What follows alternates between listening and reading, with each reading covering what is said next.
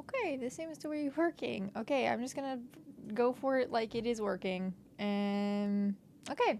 Hi, guys. Danny here. But I'm not here alone. I'm here with... Hunter. And today we are playing a monster dating sim, which is extremely exciting. I tried to stream with OBS with the Streamlabs plugin and that didn't work. So now we're back on Streamlabs and it seems to be working. It's fine. I can confidently tell you that before, that issue was not the network. Yeah. I'm actively monitoring it.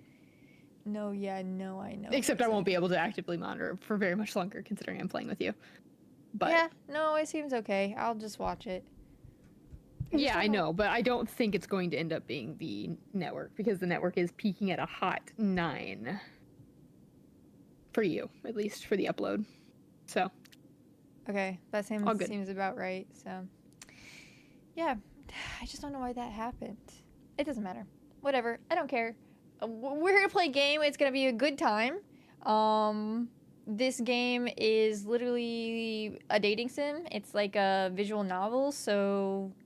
True fans know that we played it years ago. That's true. We have probably your bed, if I had to guess, like where we were sitting. Yeah. It was dark times. Monster Prom 1. Now we're all the way on Monster Prom 4. Yeah. Anyways, I'm gonna let this intro rip, okay? Let her rip. I'm gonna let her rip. It's gotta open though.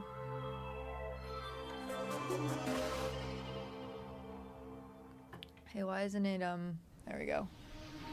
Let's go do the gun, come on, monsters bring it on. It's time to make it fun, it's time to make it right. I said it, let's go do the gun, nothing can stop us. You know, we're gonna make it right, we're gonna make it whole.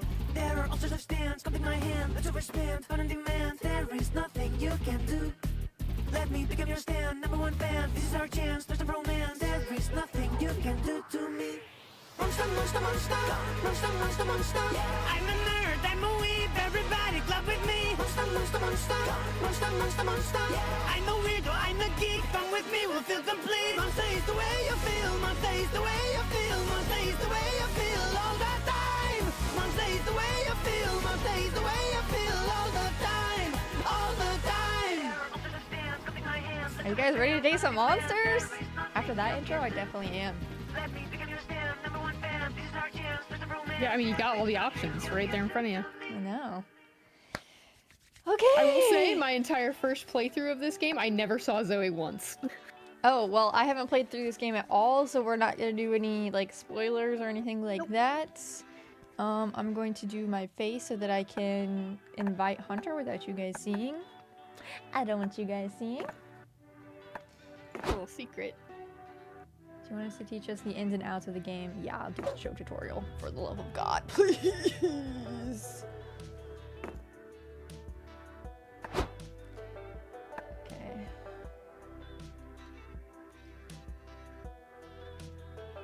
Can I invite you the friend way is the thing. Or do I have to give you the... It's okay. I'm gonna text you the code, okay? Because it's easier for me instead of tabbing out. That's fine.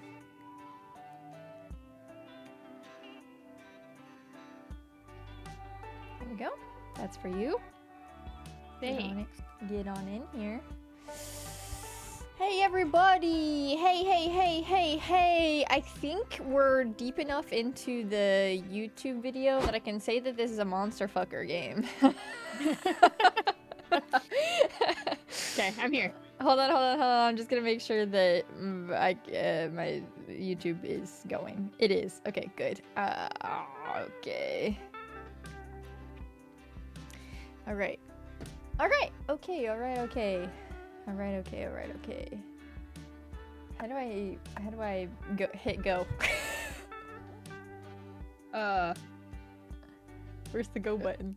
That's a good question. Oh, there we go. It's the space. Oh, it's my smiley face. Yep. Okay, here we go. Okay. All right, we're gonna do a regular game. Yeah, regular's probably fine. Yeah. Now, hold on. This is important. It will play the entire time. So I need you to make the right decision here. I haven't listened to that one because I knew that would be the one that you would choose. It has Navi on it.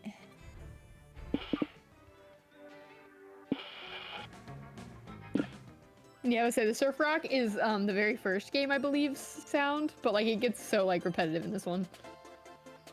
Quiet Future Bass is good too. Do you want to do fantasy vibes or do you want to do Quiet Future Bass? Let's go fantasy vibes. Okay. Oh, am I the narrator or you? That's up to you. Narrator talks a lot. What do you want to feel? That's true. Maybe we can take turns, actually. Maybe I'll tap out. I'll go first and then I'll tap out. Okay, go ahead. Spooky Con. For some, it was just a nerdy convention, but for us, it was 4 days to celebrate our many passions and obsessions fiercely, unapologetically. And we weren't alone. Regardless of what you loved, you could always find people who'd make you feel seen and understood. Let me know about the audio, everybody, too. The fantasy might have been a misstep. Anywhere else, we might have been seen as weirdos and misfits. But here we could finally feel like no matter who we were, we belonged. Who are you? I'm gonna be my spicy red baby. Spicy red. That's literally the name.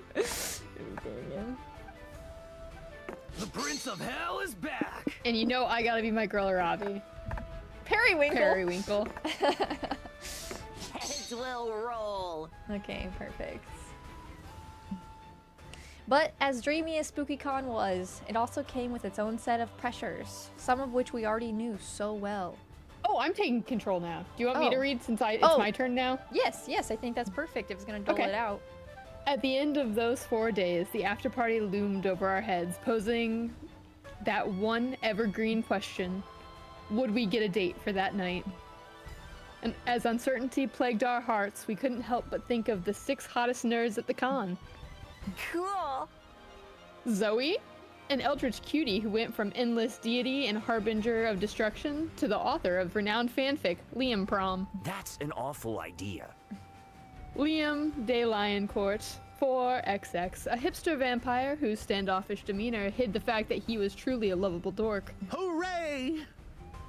Doug Campbell, 24, Aaron Hansen, a kind-hearted slime that was incredibly broke from supporting all the fandoms he loved. Count your days, fuckers!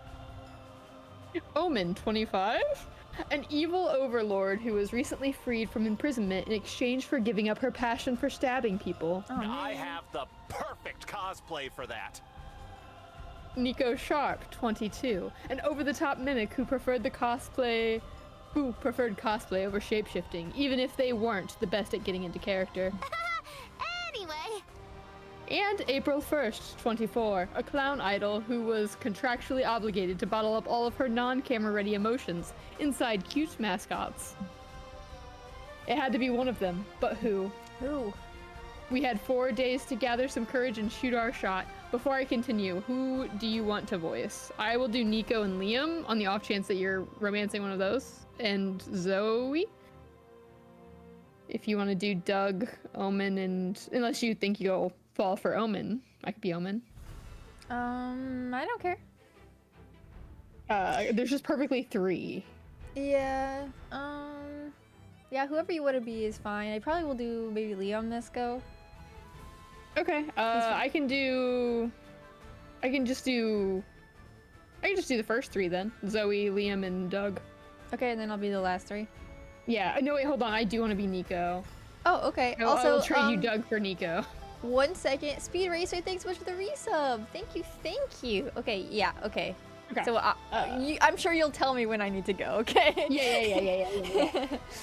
We had 4 days to gather some courage and shoot our shot. What was the worst that could happen? Being rejected and alone for the rest of our lives? We'd had our fair share of love and rejection. This surely wasn't our first rodeo. And as we had grown to know ourselves better, we realized we felt more confident. Now you'll have to choose 3 things you like. Each like is tied to one or several romance options. Your likes will soft lock you into some of the romantic options you'll encounter more often. And by soft lock, I genuinely mean like a hard lock unless you do this specific thing, where you can Okay. correct it by meeting other romantic interests in the food court, which you'll see later. After the likes phase, you'll be asked to choose a top 3 within a category. You'll choose your first, second, and third favorite option in descending order. This will shape your starting stats. Tell us 3 things you like, Damien. Oh, yeah, that's so funny. I'm gonna guess that's fucking, is it Zoe, right? It could be Zoe, it could be Liam. I'm not the best at knowing who these are all going towards. Kawaii plushies of deadly animals, magical think- girls with dark twists. Oh, do you want me to go one by one and you can say who you think? Well, I think that's April. yeah, that And makes I sense. am not sure if the magical girls is also April because they both kind of fit her. Yeah. But I think Yaoi is Zoe. Just gonna get that out of the way too. Magical girls with a dark twist. Daki Makura's against loneliness. Doug? Wholesome memes. Doug. Is Daki Makura's the onesies, or am I thinking of something else? It's aren't they body pillows? Or are they That body might pillows? not be Doug. That might be Zoe. Okay, wholesome memes. That's Doug. Yaoi. Zoe. Tier lists for everything. It's probably Liam. That might be Liam, yeah, because he's a little nerd. Role playing in bed. No, that I don't know. I don't know who that is. Anime monologues. That's probably Omen. I was gonna say just vibes. Or I don't know. Nico. Well-earned redemption arcs. That is probably Liam. Is maybe, I don't know. Both headcanons and headcanons. Violence seems like Omen. Fighting in the shipping wars. I don't know. Power scaling your friends. I have no idea. Oh, that's Zoe. Okay. I think. I'm those gonna two go are with Zoe. tier list for everything because I think that is maybe Liam, maybe. Without spoiling anything, he is also well-earned redemption arcs for sure. Yeah. Okay. We'll I got try. nothing else. Role playing in bed because it's funny. It's your turn. Okay, now I'm going to go with what I'm assuming is my girl here. And Is then the this audio one's- okay, guys? This one's just for Arabi because she seems like the type to power scale her friends. Yeah. Okay, choose your top 3 favorite Pokemans. Yeah. What is... Do you not remember Pokemans? No, the but amazing monster game? I love this girl, though. I would go with the nerd. Oh wait, no. That would probably give you bold. Never mind. That's bold. It's definitely smarts, bold, Oh, I getcha. creativity, fun, charm is the guy. I will, without spoiling, I think that Liam probably does like intelligence, but that is just a hot guess Is this- from me. Is that the puppet man? No, it's the accountant with the calculator. Oh, accountant. I'm gonna go bold because that's just Damien, even though it's not yeah. gonna help me. That's just like, I'm role playing, you know? Yeah, no, I get you. What did you say this one was? That one is creativity. Oh, and this one is charm? Charm. I'm gonna go charm. Okay, what's your top 3 Pokemans? Fun, creativity, and charm, baby.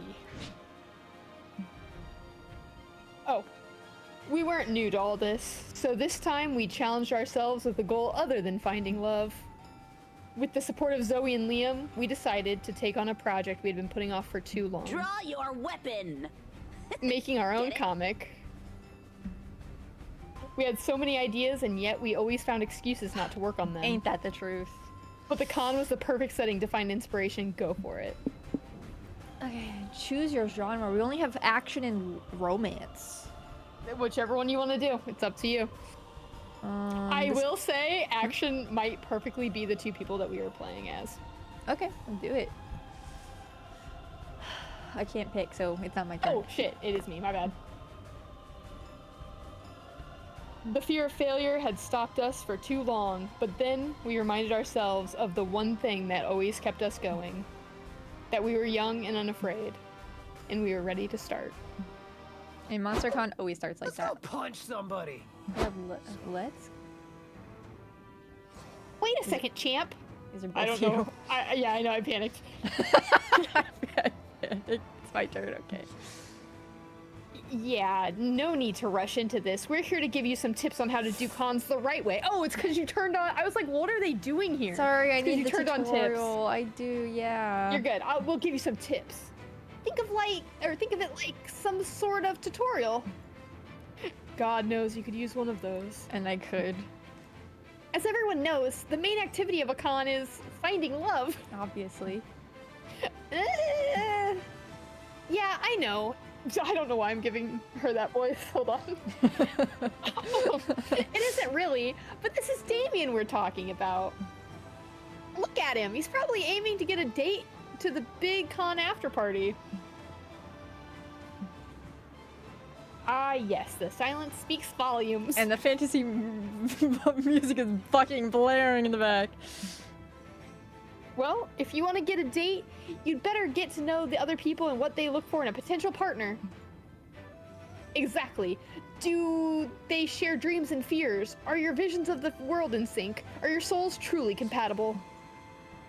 Too complicated. Let's say someone's personality can be defined through 5 traits: smarts, boldness, creativity, charm, and fun. Let's call them stats. It sounds cooler and more video gamey. A tad reductive, but let's work with that. Then you'd have to ask yourself, is your fun high enough for someone who loves to party? Is your boldness low enough for someone who dislikes peace and quiet? Uh-oh. Or who likes it? My bad. Oh, my boldness is a little. It's fine. You're fine. Enemies to lover. It's fine. Sometimes people are even more ambiguous. Like, they may like someone who's just balanced. The point is, everyone has their standards. Stat standards. And if by some chance you want to go to the party by yourself, which is a totally valid option if that's your jam, don't think you'll be exempt from managing your stats. You can still fail at it. There's more stuff to keep in mind, but let's cover that later, okay? There was a panel I wanted to check out.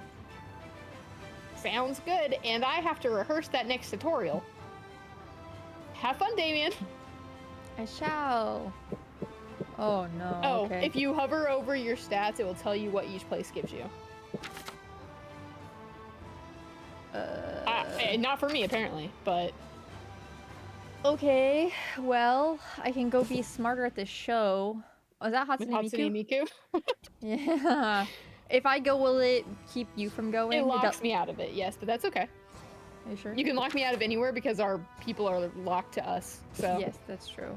Okay, I'll go to the main stage then. To get more, that's smarts, I think. And my smarts is only 7, so... so I'm low. Your smarts is 14. Oh my gosh, I was looking at yours. Your smarts are only... Oh yeah, I'm dumb. Yeah, I don't have to be smart for April. Okay, soft or hard magic system, world building choices when writing your magical, and it's me this time. I get to be a narrator. You decide to attend a panel on the merits of soft versus hard magic systems in magical girl fiction. After getting the required dick jokes out of the way, you actually learn a lot of valuable info about world building mechanics. You gain +2 smarts from all that knowledge, and from learning so many new dick jokes. Afterwards, you meet up with Liam, Omen, and Nico to attend a marathon viewing of the greatest shonen anime of all time, Garuto Academia's Dragon Ball Z. Oh, Dragon Balls. Okay, Is this, shit. Is this basically all you? Except for, no, I'm Omen, aren't I? Yeah, you're Omen. Okay. Oh god. Are you all ready for the best day of your lives? We've got 5 hours and 26 minutes of pure shonen bliss ahead of us. This is stupid. Why would I be excited about watching a dumb kid's cartoon? Some badass fight scenes later. Glorious! Oh my gosh. Kick his ass, Garuto. You cannot lose now. I've developed a deep parasocial attachment to you. Don't worry, Garuto will win. I am sure a cheesy flashback will give him the strength to pull through. Egats! You were right, Liam. How did you do that? I just know how anime goes. Watch, now Garuto's old sensei will randomly turn up and lead him in a dramatic training montage. Right again! Are you some kind of anime psychic? No, I simply understand the basic concept of tropes. Work your psychic magic on me, Liam. What are the winning lottery numbers? I don't know. No, Omen. Liam's an anime psychic. He can't foresee regular old life events, just anime ones. Damn. I see. Okay, Liam, suppose my life was an anime. Would the protagonist win the lottery? If so, what would the winning numbers be? Please stop. I'm not a psychic, anime or otherwise.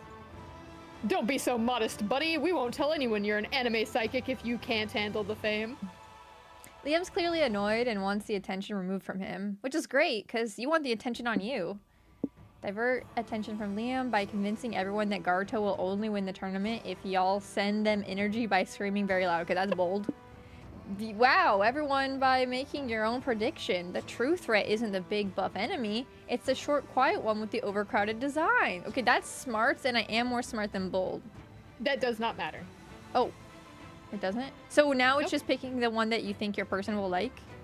And now it's doing that and also choosing whichever stat you'd rather up. And I don't necessarily think the screaming very loud one is. I think that's fun. But I'm not positive about that. But you think the second one is okay Yeah. for what I'm doing? Okay. Yeah. Okay. I'm gonna be very smart. That can't be right. What? No way. The big guys all sweat muscles and sweet, sweet violence. The other character is a mere toothpick and so quiet. He can never be the real threat. You eventually watch Garuto defeat the big guy, and then the short guy kills the big guy. What? He killed his own ally? You really thought you won, Garuto? All you've done is prolong your own demise. I'll kill you using the ancient techniques of my ancestors with this gun I found. Wow. Wow, Damien, you totally called it. Are you an anime psychic too? Neither of us are anime psychics. This isn't a thing. But if we were anime psychics, we should kiss about it. Liam's right. I'm actually an anime detective. Oh, God. I use context clues to deduce the twist before it happens. Notice the short guy's badass eyebrow scar, hinting at a troubled badass past. Also, during Garuto's training montage, you can see the short guy find a gun in a bush in the background. Incredible. You are a veritable anime Sherlock Holmes. Woo! 3 cheers for Damien, anime detective. If I say hip hip hooray, will you all quiet down? Finally, some praise for your amazing pattern recognition skills. You gain +2 smarts, but lose -2 charm. I've sharpened all my weapons. What? Oh wait, I don't need this. Tutorial! Tutorial time. Okay, managing them properly. I don't want to get. Hey, you want to be one or the other for this part? Sure. Or do you not? Like, do you think this is not important? I don't think so. Okay. If this is just like the location thing, then yeah, you could skip it. Yeah. Where it's like, oh, we just Oh learned. wait, hold on. This might be important. You face between 2 options, if you will. If you choose the smart option, you'll gain smarts. If you choose to punch a bear, that'd be quite bold of you. But stats are also lost when choosing an option. So yes, this is still Different, lose, but similar. but if you start a secret route, then it changes, which they might say later. Okay. I want to punch a bear. It is who I am as a person. Punching a bear? Yeah, like Arabi just would. Yeah, so would Damien. Taking a break Yeah. from Kingdom Come? Yes, I am. Just Okay. for now. What do I need? What do you need? What do you want? What do you want? What do you need? You're outside the con. Ugh, such a long line to get in. You try to find the end of the line. You keep walking and walking and walking, and you find that the line doesn't end. In fact, the end of the line is the beginning of a different line. This one line goes to a guy who's giving out free +2 creativity. That'll entertain you while you wait to get into the con. Later, you're at the hotel bar with April, Zoe, and Omen when you're approached by a drunk guy with too much pussy on his mind. No. Hello, ladies. You look like you need some company. Shut up. Why would you think that? We are keeping each other company. Are you stupid or something? The short answer is yes, but I think he's trying to flirt with us. Damn right I am. I like your tentacles, girl. What holes do they like to go in? Hard pass. Home. They like to go home. Hold on 1 second. Cormac, what do you mean YouTube is broken? Because everything looks fine on my end. Also, Cybernetics, thanks so much for the sub. Really appreciate it. Thank you so much. Thank you for the support. Hold on, I gotta go to my own freaking... What do you mean YouTube is broken? Because if it looks bad, I don't care. As long as you can see it. It's just pictures. I'm looking. No, it looks fine. It looks fine to me. It looks crystal clear to me. Mine's loading. Yeah, are you sure, Cormac, that you're There it goes. Okay. that you're not on like 360p or something? Either way. Also, as long as I'm not dropping frames, I don't care about it. We're just gonna keep you look fine. keep it going. Okay, did you already say this? Oh, you're already inviting me back to your place? I'm in. You are propositioning intercourse before you even know our name? Courtship has grown much more vulgar since my day. Yeah, how long ago was that? I love a mean MILF. Sorry, but no. Sir, I'm sorry to disappoint you, but none of us are looking for a date right now. Aw, but you'd make an exception for me, right? I'm a catch. Fucked! Oh my god. I'm sorry, I forgot about her. Her different little animals. Am I also this animal? Yes, anything that comes up is also her. It's just her inner thoughts. Oh, it's in her voice then? Yes. Okay. I'm something you could catch! These fucking hands! Yeah, that's the angry one. Okay. You want to play hard to get, huh? That's okay. A predator loves the chase. Rawr. Wonk. Someone give me a knife. I will show you predation. Someone hand me a knife. No, don't jeopardize your redemption arc for this sleazeball. I'm sure Robbie can get rid of him, right, Robbie?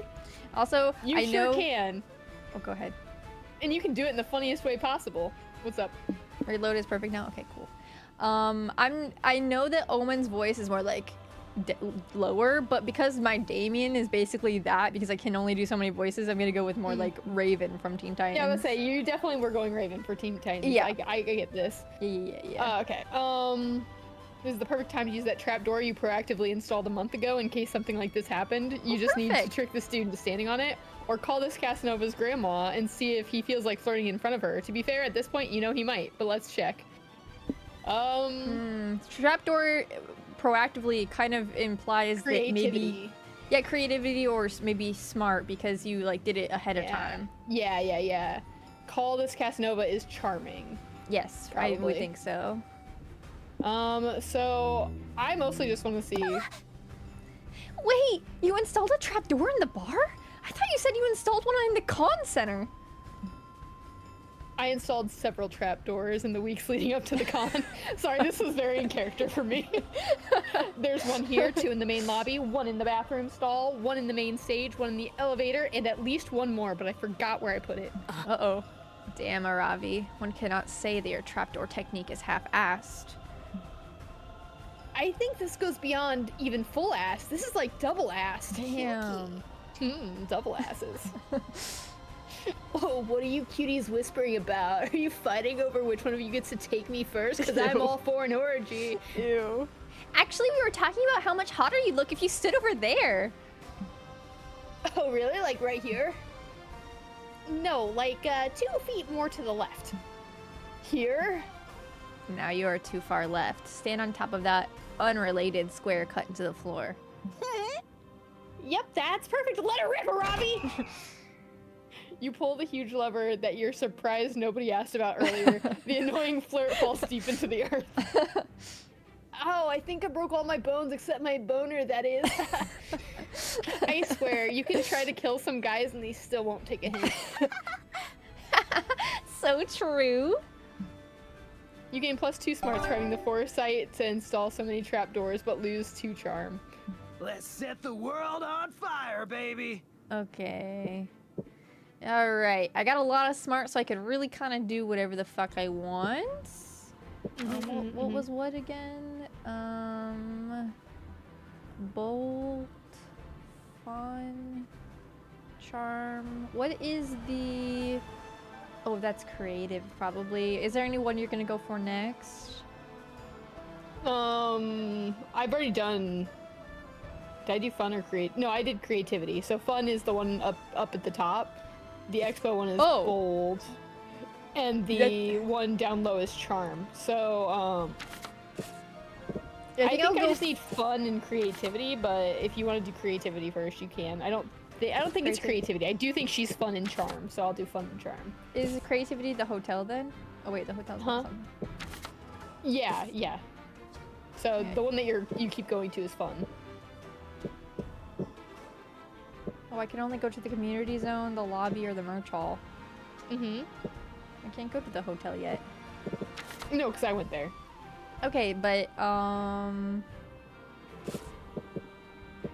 what was the community zone again?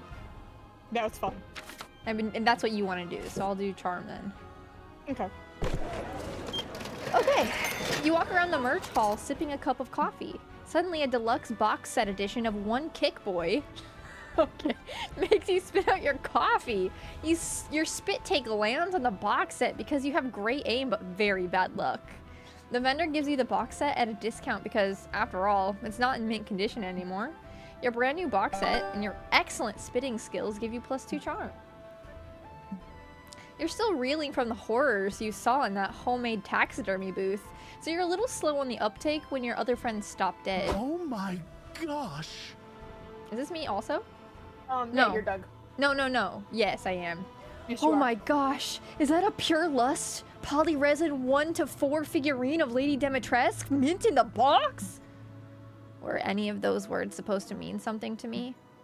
They only made 50 of those beauties. I've never even seen one in person. I think I'm gonna pass out. Focus, Doug. You can't make the... Sorry.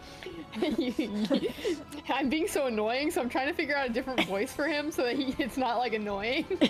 Yeah. You can't make the purchase of a lifetime if you don't keep your eyes on the prize. Ha! There's no chance in heck I can afford that figurine. I need to take out, like, 2 loans on my moped. That's right? You're right. No. It's okay. It's enough just to stand here admiring it, pretending for a few sweet minutes that it's mine. I've purchased the big-breasted object of your desire. Grovel for my mercy. Oh, Omen, you shouldn't have. Thank you. Omen, it was incredibly nice of you to buy Doug that figurine. As your Redemption Arc program sponsor, I'm proud to take some credit for your growth. What are you two talking about? I bought this lecherous totem for me. Count your days, fuckers.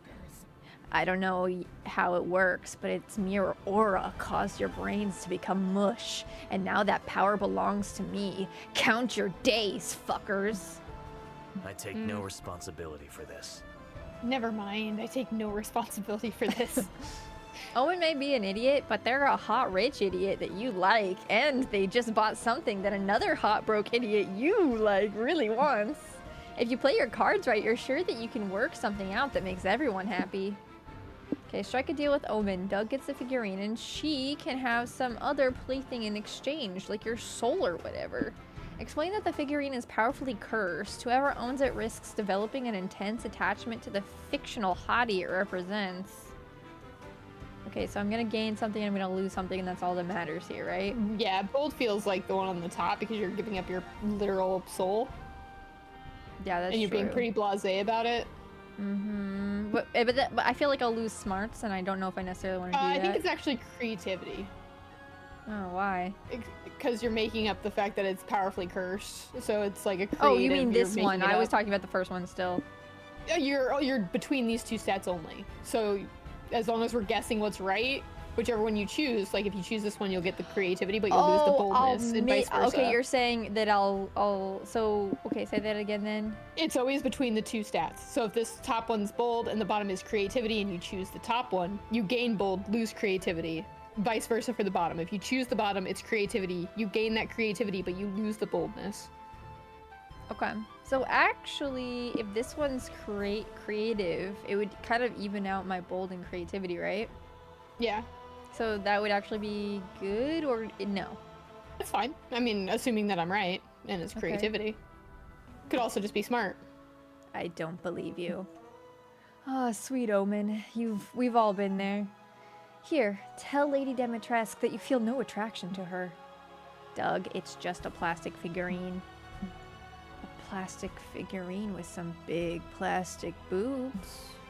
Whoa, look at those boobs. Yeah, and her commanding eyes. Her intimidating yet alluring figure. No, it's mostly the boobs for me. Look at them. Wait, this is the powerful curse you were mentioning before. You want me to fall under the spell, don't you? But Omen is stronger than a silly totem. A breastful, full-chested totem that melons boobily into your soul. Stop it! Omen, there's more to Lady Demetresque if you only stop to appreciate. Doug, do you want Omen to appreciate the figurine's other features, or do you want her to give it to you? Oh, I want the second thing. Here. That was epic. Oh, you managed to make her give it to me. Thanks, Damien. Look at poor Doug with his boobied totem. It's too late for him. Thanks for saving me from such a fate. Ugh, thanks for making those two stop. Yay! You managed to make 3 people grateful to you for different reasons. It was smart and charming. Nice charm. That's fine. I'm not good at that. I never said I was. Yeah, I don't even think you were right on either of them, were you? No, I sure wasn't. That's okay, my smarts is now 20. I'm the smartest person in the room. Gotta get some XP.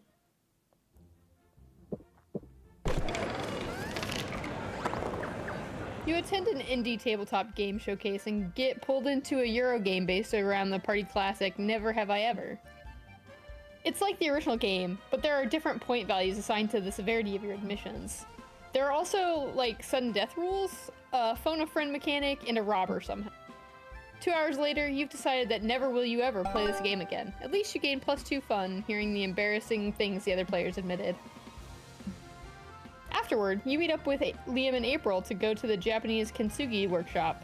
Fucking things up and haphazardly fixing them is your specialty, so this should be easy. Greetings, my friends. Greetings, my friends. Do you two know what kintsugi is? Yeah, it's when you repair broken pottery by... Fear not, I'll explain it. It's when you repair broken pottery by filling the cracks with lacquered gold. It can be seen as a metaphor for making a broken thing more beautiful than ever, much like one's own tarnished soul. I wish it was a metaphor for you shutting the fuck up! So what did you bring to do, kintsugi on? I brought this urn.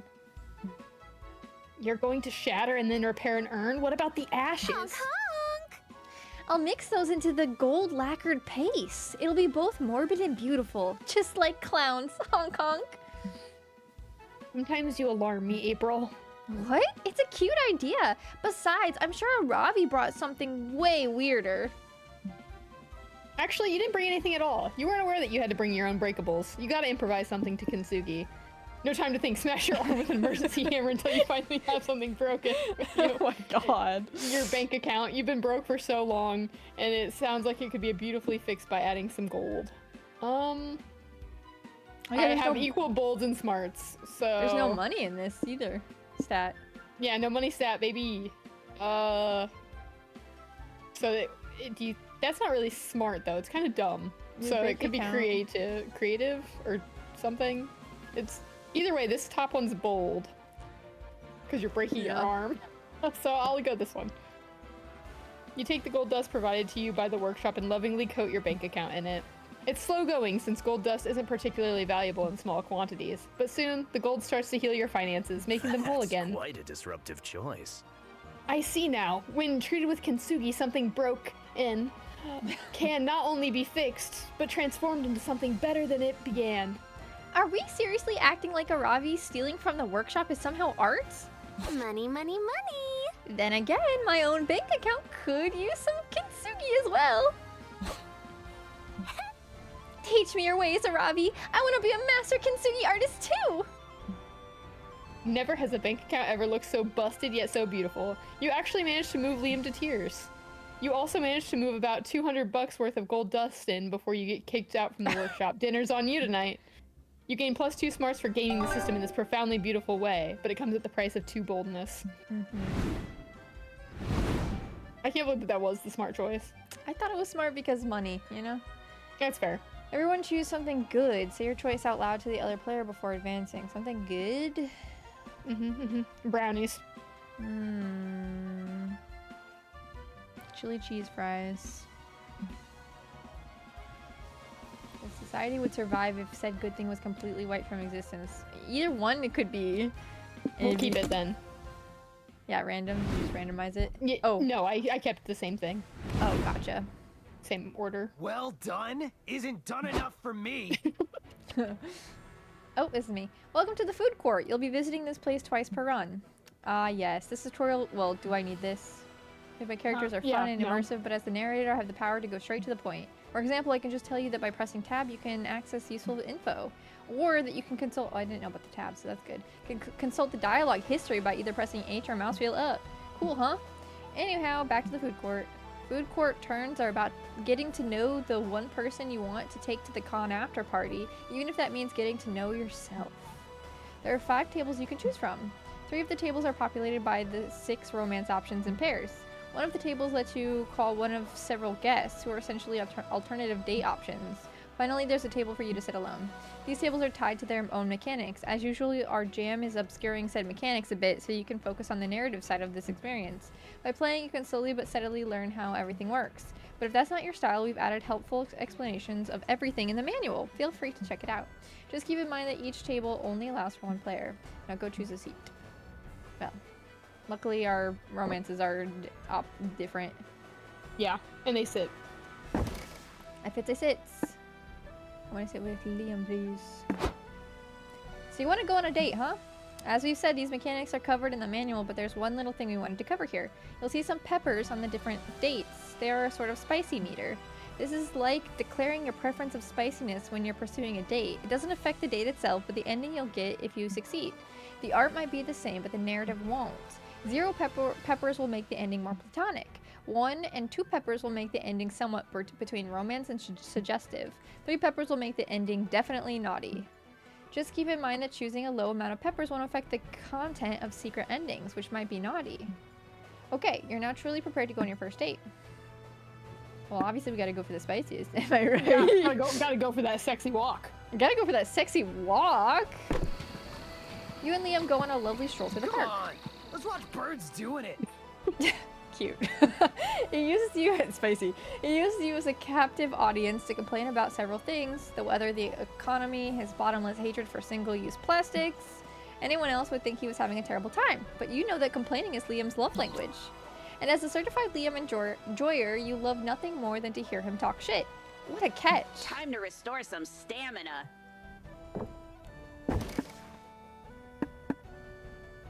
Oh, mine's only 1 spicy to go for a walk. Oh yeah, your walk's not very spicy. No birds doing it, I guess. Yeah, no, we're doing the sexy board game night. Yeah. You and April have a great game I night. will crush you. She asks if you can play Candyland because it reminds her of her childhood and she loves the aesthetic. It sounds low stakes, so you agree.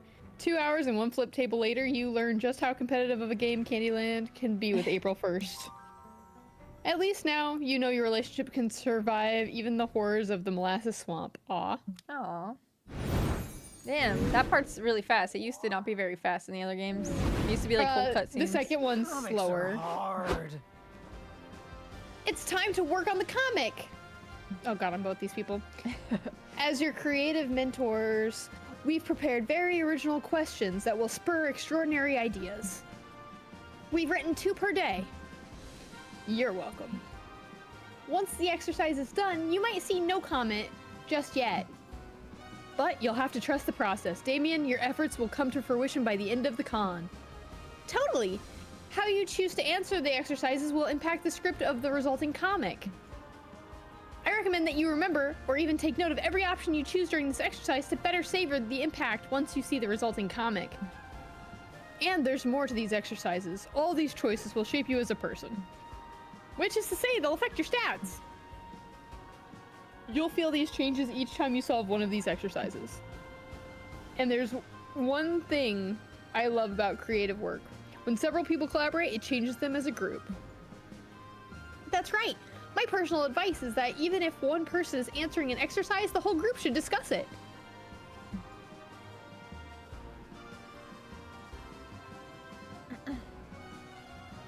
That's you, Dani. To be clear, you'll gain a lot of the stats tied to the chosen option, but you'll lose the stats tied to the options not chosen. And these stats effects will equally affect all players. Gosh, that voice is breaking the immersion. Ugh. Anyway, enough procrastinating. Zoe's right. It's time to work on your craft. Hold this pencil and let the mind wander. You dive into comic work again. You're excited since the other day you had an idea for a kick-ass new character. You gotta admit this character is secretly based on a friend of yours, so you first give them a call to check if they're okay with you using their likeness. Okay, what's something that stirs fear in your soul? The ghosts of all the big surreal artists of the early 20th century. Math. Wolves with guns for legs. Wolves with big menacing dongs! Something that strikes fear? I'm trying to think. Well, okay, how does this affect... This affects my stats too, though, doesn't it? Yes. So anything I'm scared of, I'll probably lose? No. Oh. No, whatever you choose will be the thing that we get more of. So if you did wolves with guns for legs, we'd get probably bold, if I had to guess. I'm very bad at guessing. I don't know what wolves with big menacing dongs would be. Is it charm? I hope not. But probably, actually. Math but then is- we'd lose everything else. It's like 2 or 1 of each of the other ones. It's Well, not a big wait, this hit. is for both of us? Yes. But it's not a big hit, so I don't really care what you choose. Whoa, what is the ghost of all big surreal artists of the early 20th century? That sounds fucking nerdy, so it sounds smart. You don't think math is smart? No. What is math then? I don't know, dude. I'm bad at this part. I don't know. I can't ever tell what things are smart. I think this is It's probably just- creativity. It has a lot of big words. This is creativity. Because it's artists. Okay, so do math. Okay, I can take the hit to math. Wait, is this a hit? It's not a hit. You're getting points in whatever you're choosing. Oh, okay. So if you're right and this is smart, Wow, you're it's getting smart. points. Yeah. So, how Just like do I- you win at brainstorming? What's something you do to impress everyone at your wedding? Reveal your most niche fetish in painful detail. Oh, God. Compliment everyone's hats. Kill a walrus with your bare hands just because. Solve the Hodge conjecture, a major unsolved problem in algebraic That's geometry. smart as fuck. I'm just gonna be charming and compliment people's hats, mostly because what is revealing your most niche I feel fetish like that's in painful actually detail? Well, maybe that's fun. Bold. That's probably bold. No, killing a walrus with your bare hands is Yeah. probably bold. You know what? It's fun. It was fun. I That's need so to be fun fun, of so you that's to fine. reveal your fetish. Yeah, I did it for the friends, you know? Yeah. What should we burn down next? Stop right there. This is the stat police. We're here to test your stat knowledge. Oh god, I'm so bad at it. Oh, thank god, they're just kidding. It's us, Zoe and Liam, renowned creators, verified hot people, and unair and knowledgeable tutorial dispensers. We thought we've been giving Damien all these exquisite tips on how to manage stats, but how easy is it to know which option ties to which stat? Not easy at all, I struggle. No, we're just vibes. Yeah, some options will be easy to interpret, like how punching a bear feels very bold. But some will be quite a bit more nuanced, and it might be harder to tie them down to a stat. Which is why we've written all the specifics to every stat in a manual for you to check. Which will be Which available within the Oh. customized menu. So even if an option might not feel tied to a specific stat, or even more than one, you just gotta take your time. Try to analyze what's the biggest clue within the option and which stat relates to that specific clue. Or you know what? Just ignore stats and choose whatever option feels more interesting to you. Live, fail, have fun. I must agree with Zoe here. Just try not to fail too much. Meh. Let's go play some DDR so I can see you fail too much. Let's go. But don't be surprised if you're disappointed. You didn't anime. Nah, I gave him a instead. See you around, Damien. Okay. Alright, which one are you gonna do next? I don't know, somewhere between creativity and fun. I have to have those two, or the only two I really need, I think. It might need to My be a little bit charming, but I don't know. My smart is 22. And this is a regular length game, so your smart might be high enough. I think I should go with charm. I mean, I'm not gonna do smart, so you can always go to the thing if you need to. Yeah. Okay, I'm gonna go charm for right now. Okay. My creativity is very low, but it's fine. You find some teenagers selling their own fanzines. Aw, so cute. Is that magazine? Yeah, zine's right. You check them out and they are awful. As far as you remember, you had better taste when you were their age. To show them how it's done, you make your own magazine. You make your own zine. I always try to call it zine, but it's zine because it's magazine. You make your own zine right in front of them. What a mentor. You leave it on their stand so they can sell it. They don't seem to like you, but that awesome zine you made nets you 2 charm. Later, you join an open enrollment TTRPG event. Liam has been GMing a Wyverns and Wizards campaign for a couple sessions, and you wanted to join and support him. You know Liam can be an acquired taste, so you thought you could help him be a bit more digestible to strangers experiencing him for the first time. Greetings, my fellow congoers. Greetings, everyone. This is my friend Damien, and he will be joining our little adventure here. Marvelous. A friend of Liam is a friend of ours. Huh, they seem to be partial to Liam. Maybe he hasn't Liamed all over the place yet. That's good. This way you can cushion any bad impact once he does his thing. Do you want me to be this person? Yeah. Okay, so to bring you up to speed, we've been investigating a mysterious black fog that's been coming from the mountains. Told you guys, it's an army of chain smokers. Haha, Earl here is the titular jester, always with a joke in hand. That's what she said. Hahaha, oh Earl, stop being this funny for a second, would you? Last session we just arrived in this town. We should resume our investigation. I'd say we hit the tavern. Best case scenario, we get some answers. Worst case scenario, we get some beers. The tavern is brimming with noise and life. Everything feels warm, partially because of the golden oak wood, and partially because small towns tend to bring everyone closer, both figuratively and literally. In the air, you can smell hints of wine, and since your druid has enhanced senses, she can tell it's a Pinot Grigio. Oh. You can't miss the citrus notes of the Pinot Grigio showcases in cooler climates such as this. Oh. Whoa, Liam does it again. Okay, this is the Liam you know. Maybe you can crack a joke to dilute the degree of snobbishness. Yeah, he always makes you feel like you were actually there. Liam, has anyone ever told you that you have the soul of a poet? And that's not all. I just looked up Pinot Grigio, and it is a real wine. Even the citrus thing is true. Liam, are you some kind of wine genius or what? Is Liam shedding a tear? Okay, so you know the drill. I've got to order some waffles and beer. I wouldn't be Sir Waffles of the waffle order if I didn't order them at every tavern we hit. Can you choose who to interrogate in the meantime? You know I'm bad at that stuff. Sir Waffles only knows punching and waffles. This is your chance to make a good first impression. You take a look around the tavern. Well, Liam describes the people in there, and narrow it down to 2 people who may know about the black fog. The beholder that cleans the tavern bathrooms. It's clearly Liam's clever way of saying this character has seen some shit. The mysterious looking purple guy that's definitely not Liam's self-insert character. No artist can resist self-inserting.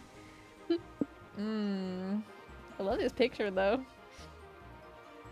Well, I feel like the seen some shit, first of all, beholder, that's gotta be probably bold, right?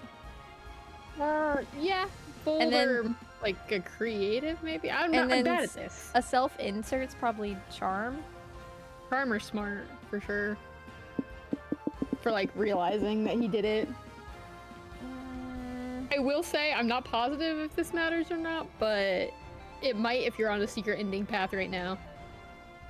Am I? I don't know. I don't know Liam's secret ending triggers. Well, do you think this one's more secret ending if this is his self-insert character? I mean, I think they would equally be, but I think that one's probably fine to say, yeah. Okay, I'm It gonna might, guess it. might give you another Liam. Another Liam? 2 Liams. 2 Liams? Okay, I'm gonna guess this is maybe charming, maybe? Okay, I'll ask him. Excuse me, sir. Do you have any information about the smoke coming from the mountains? Ugh, once again, I sit here with quill clearly in hand, yet everyone constantly bothers me and doesn't care a whit for my poems. Oh, sorry, I didn't know you were busy. Why do I even bother with poetry anymore? There's the love of the craft, sure, but a one-sided love is a lonely relationship with art. Actually, a one-sided love is a lonely relationship with art could be turned into a decent iambic pentameter. I should write this down. Jeez, Liam. I wasn't gonna say anything at first, but could this guy be more of a self-insert? What? Don't be ridiculous. Lockhart and I have nothing to do with each other. Literally. Is that his last name? Yeah, it is. I think actually his last name's Lionhair, but I'm not positive. He's literally obsessed with iambic pentameter just like you, and I can say those words. So authentic. Anyone would be obsessed with God damn it, Danielle. Anyone would be obsessed with iambic pentameter if they were lucky enough to encounter it. Your poetry sounds interesting to me. What's iambic pentameter? I'm so glad you asked. It's a poem form that's common in English poetry. Oh, sorry. I was asking Locke that in character. Ah, my apologies. Ahem. I'm so glad you asked. It's a poetic form that's common to English poetry. Liam goes into a 20-minute session of Liaming all over you four. It's, as no one says, iambic pentamerific. That was super interesting. Shall we ask about the warlock and the black fog now? Good call. Allow me.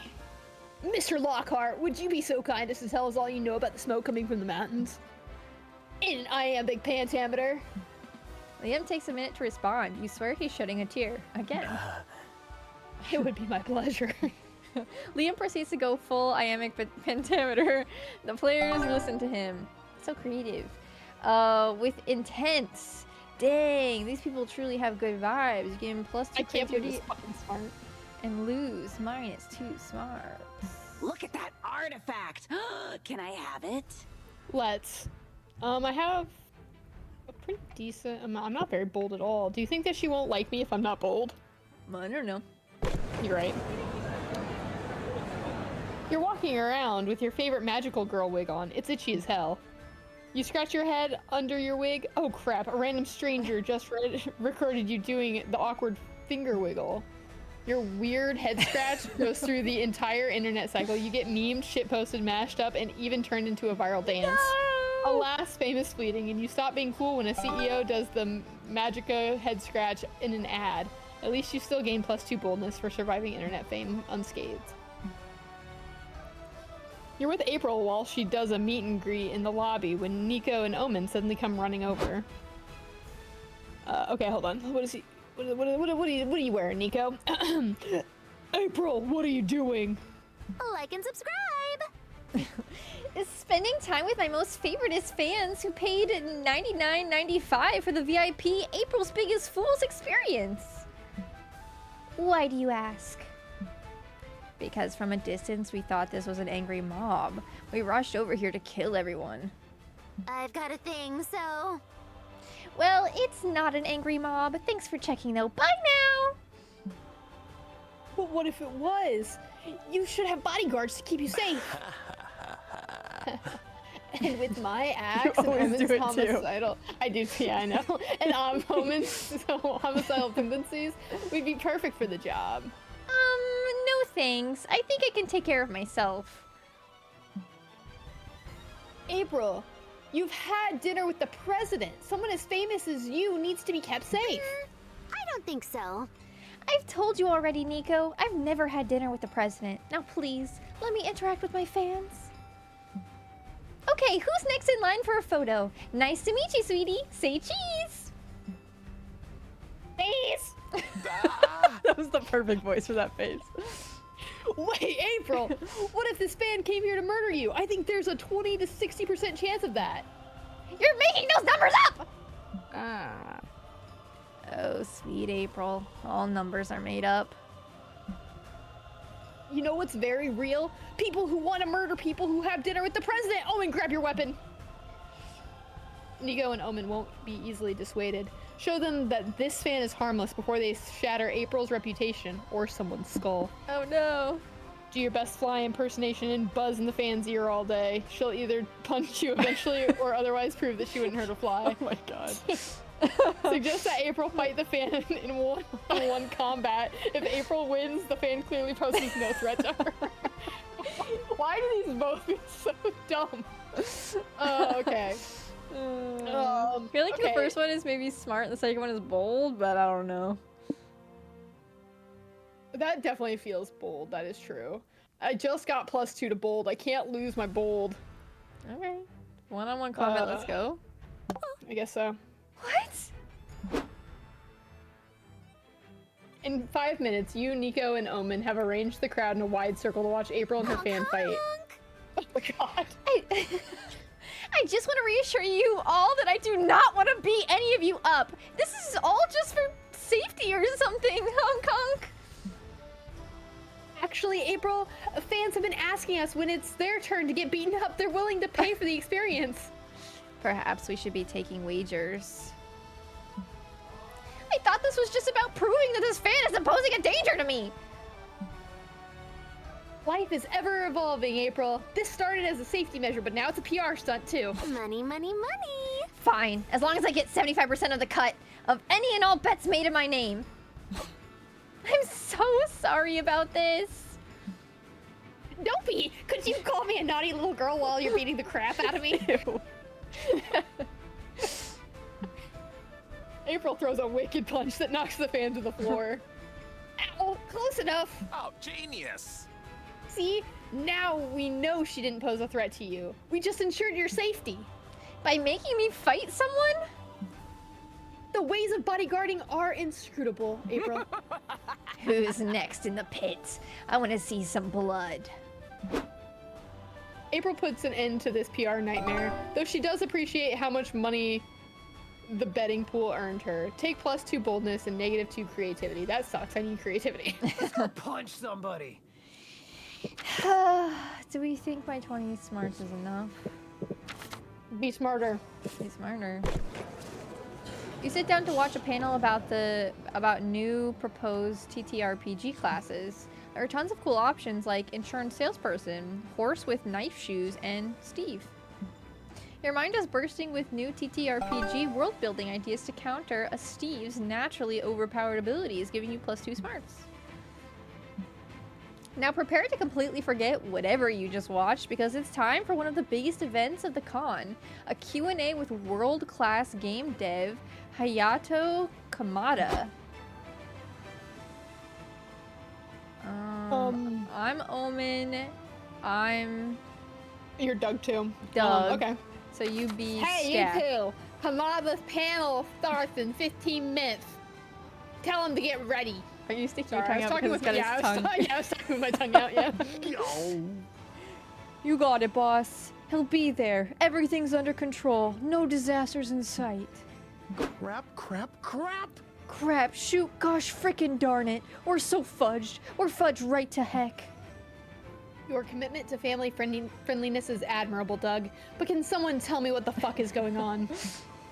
Well, Omen and I were told to hang out with Hayato Kamada and make sure he came to the panel on time.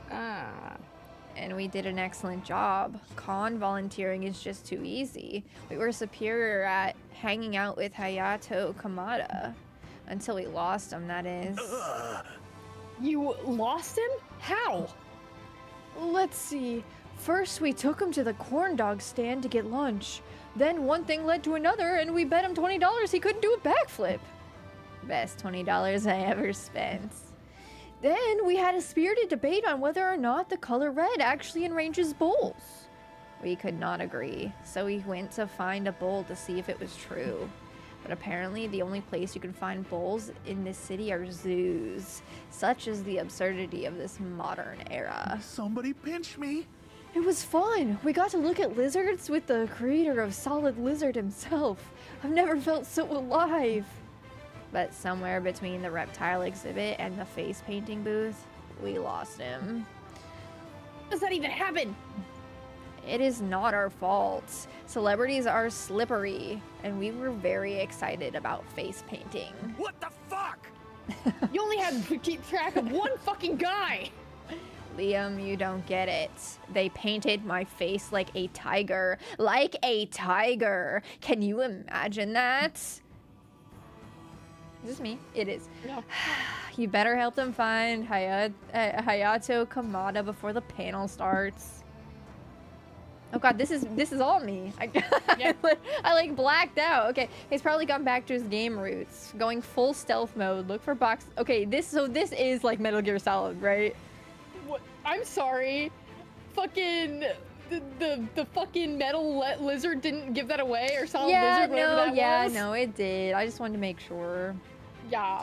Look for boxes moving conspicuously. God damn it, conspicuously. Conspicuously. I like how you let me struggle with that for so long. Compare notes with Kamada's stalker. Every celebrity's got a stalker that knows their every move. That might be charming, but I do kind of like, I want to know the boxes thing. Okay, yeah, we can do that because who cares? He probably gone back to his game roots, going full stealth mode, look for boxes moving conspicuously. Maybe creative? Fun? Maybe. Maybe it's fun. Fun or creative. Great idea. You all start looking for boxes. You lose precious minutes and find no Kamada. This is not working. Of course it isn't. It was an absurd idea. That never stopped us before. None of you noticed Hayato Kamada emerge from a nearby box until he shoots Liam in the leg. My leg! I win. What? The most famous asshole to ever shoot me award? No, I win at hide and seek. I was playing with Doug and Omen. Ah, yes. And I suggested we raise the stakes by betting that he could not shoot Liam in the leg before we found him. Ooh, I fucking love this. This is the best $40 I have ever spent. I'm sorry, why did she whisper that in my ear? Right. Gosh, how did I forget about that? Do not berate yourself, Doug. Today was an eventful day, and being a volunteer is stressful. True. Stress is the real stealthy killer, isn't it? No, it isn't! Maniacs hiding in boxes and shooting people in the leg is! This was awesome. Thank you for doing this with me. Lately, all my games are about carrying boxes. I forgot how fun it is to hide inside a box and shoot people. But I'm so glad you had fun, Mr. Kamada. We can play again anytime you want. What? No! Come on, Liam. Be a good sport. The panel is saved, and later you play more hide and seek without shooting Liam, so even he has fun. You gain +2 fun and lose -2 smart. Gotta get the good stuff. Gotta get the good stuff. Gotta get the good stuff. You decide to hit the hotel bar for a cocktail because you're classy like that. It's a pity you don't know shit about cocktails. When the waiter comes, you panic and order made-up cocktails like a twisted torso, a hug on the hill, and a vacuum cleaner. What do you know? They do have those cocktails. You proved your credentials as a cocktail connoisseur, and you get totally shit-faced thanks to your +2 creativity for coming up with drink names. Nice. Later, you and Omen return to the hotel room so Omen can swap their day knife with their nightlife knife. Try saying that 3 times fast. Stream. But I better wrap this stream up. It's almost time to get back to the con. I love you, my darling fools. Till next time. April, are you talking to that metal box again? You know it's an inanimate. It is inanimate, right? Should I call a physician? No, silly. This box is my laptop, and I'm talking to the viewers who turned into my stream. Ah, yes. I recall you discussing this stream thing. I admire your ability to hypnotize and control the masses from the comfort of your own room. Tremble before me. If I had had such technology during my villain days, I could have subjugated the entire world, or at least part of Canada. Well, do you want to give streaming a try? I could set up an account for you, and you might gain some followers. Yes, I would love to have followers do my bidding. April sets up a Twitch account for Omen and helps them start their first stream. Twitch! You two step back to let them take the spotlight. Greetings, you pathetic worms. Greetings, you pathetic worms. Bow down to the undefeatable Omen. Today we will be doing something called reaction videos with my friend, which my friend April says are good for engagements. I was not even aware we were dating, but hey, congratulations to me on my new fiance. Sorry, but no. Oh, I meant engagement as in getting more views. I apologize for misunderstanding. Good news, viewers. Omen is back on the menu. Oh, someone just joined. Pledge your life to me, worthless swine. Huh. April, what does reported for cyberbullying mean? Well, clearly you can't rely on Omen to make this stream work, so what can you do to make them more popular? Omen, be your true self. Be bossy and verbally hurtful to the viewers. It's what makes you lovably mischievous. And you'll probably find an audience that's into that. Two things that always work. Tier lists and tying your content to a bigger influencer. Make a tier list of April's crimes. Her crime?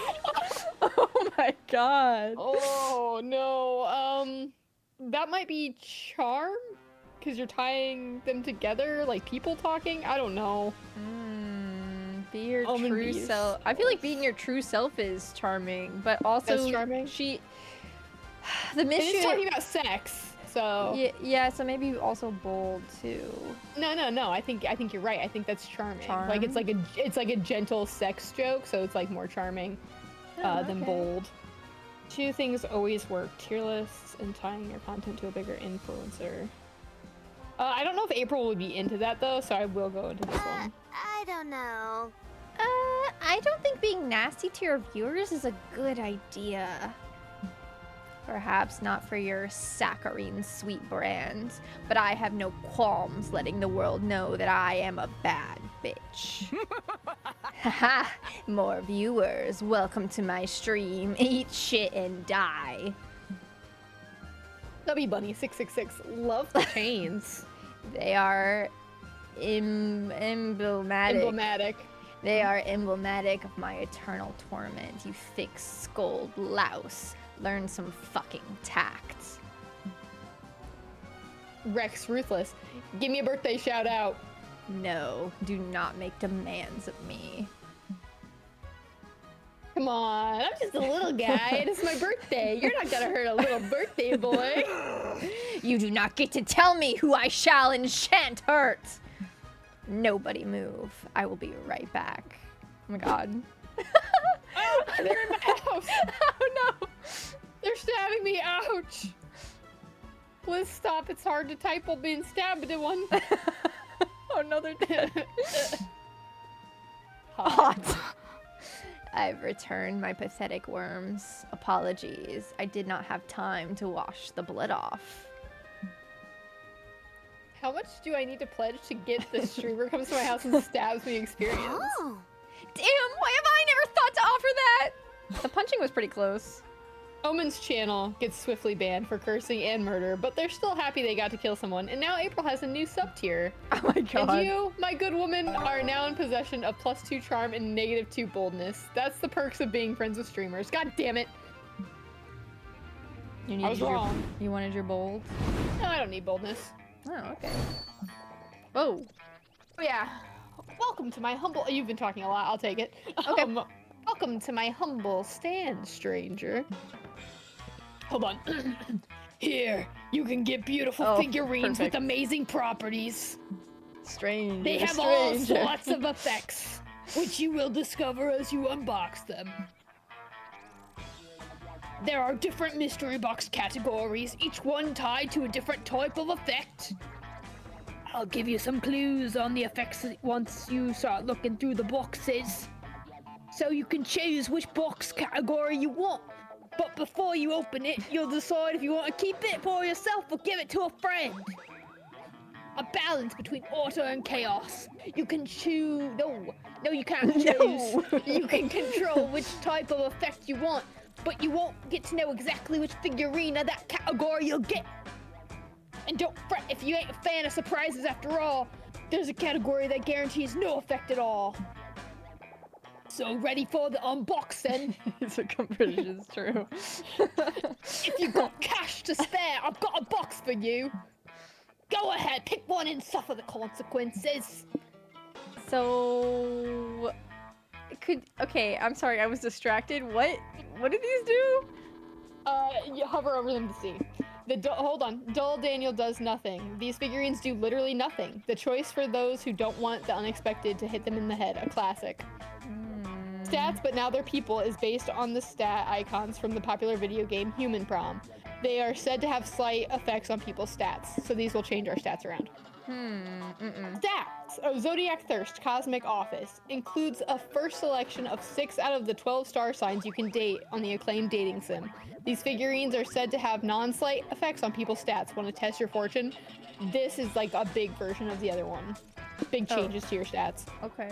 Buff Bugs. So you like Buff Bugs. It immortalizes one of the most legendary wrestlers of an underground insect league that was popular years ago. Beware. These big muscles comes with big effects on stats. Sorry, I lied to you. This is the big effects one. The Zodiac Thirst one will lock you out of certain romances, I think. Oh. I'm not sure. So why would I want to do Landmarks- any of these? Just to mix it up? Yeah, it's how you get secret endings sometimes. Landmarks in Love is a series of handsome figurines that are said to take effect on special or specific places for those who want the locations to get spicier. These change, obviously, the locations. Like, it will take, sometimes it walls off 3 of them and you get no stat boost when you first go there. That's the Wall of China one. There's also one that gives you like a huge bonus to whatever stat is randomly there at the time, and it's always random. My Weird Little Village brings to figurine form some of the most popular neighbors of the cozy yet creepy game. They are said to be cursed. They may profoundly impact your own self or the ones you're trying to romance. So that makes everybody, it makes you or the people around you crazy. I think, like evil, like it. That sounds don't fun, know. but probably not for a first playthrough. Yeah, Honestly, I think all of these sound fun, but maybe not for a first playthrough. yeah. You eyeing Major Arcana No Mercy? It has some of the best characters from the hit anime of the same name. These figurines are all about sound and video for some reason. I believe this changes how everybody looks and sounds.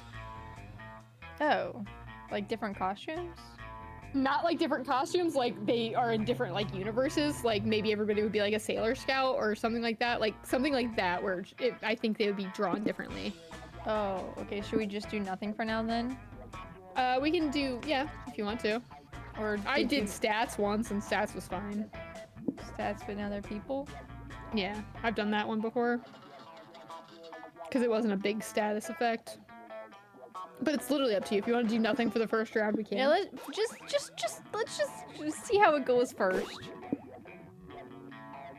Oh, I can fuck you over? Yeah. This will hit me. It's for me! I would never do that. The old Daniel reflecting. Oh, there's no effect. You can keep playing as usual. Amazing, sweaty. Nothing happened.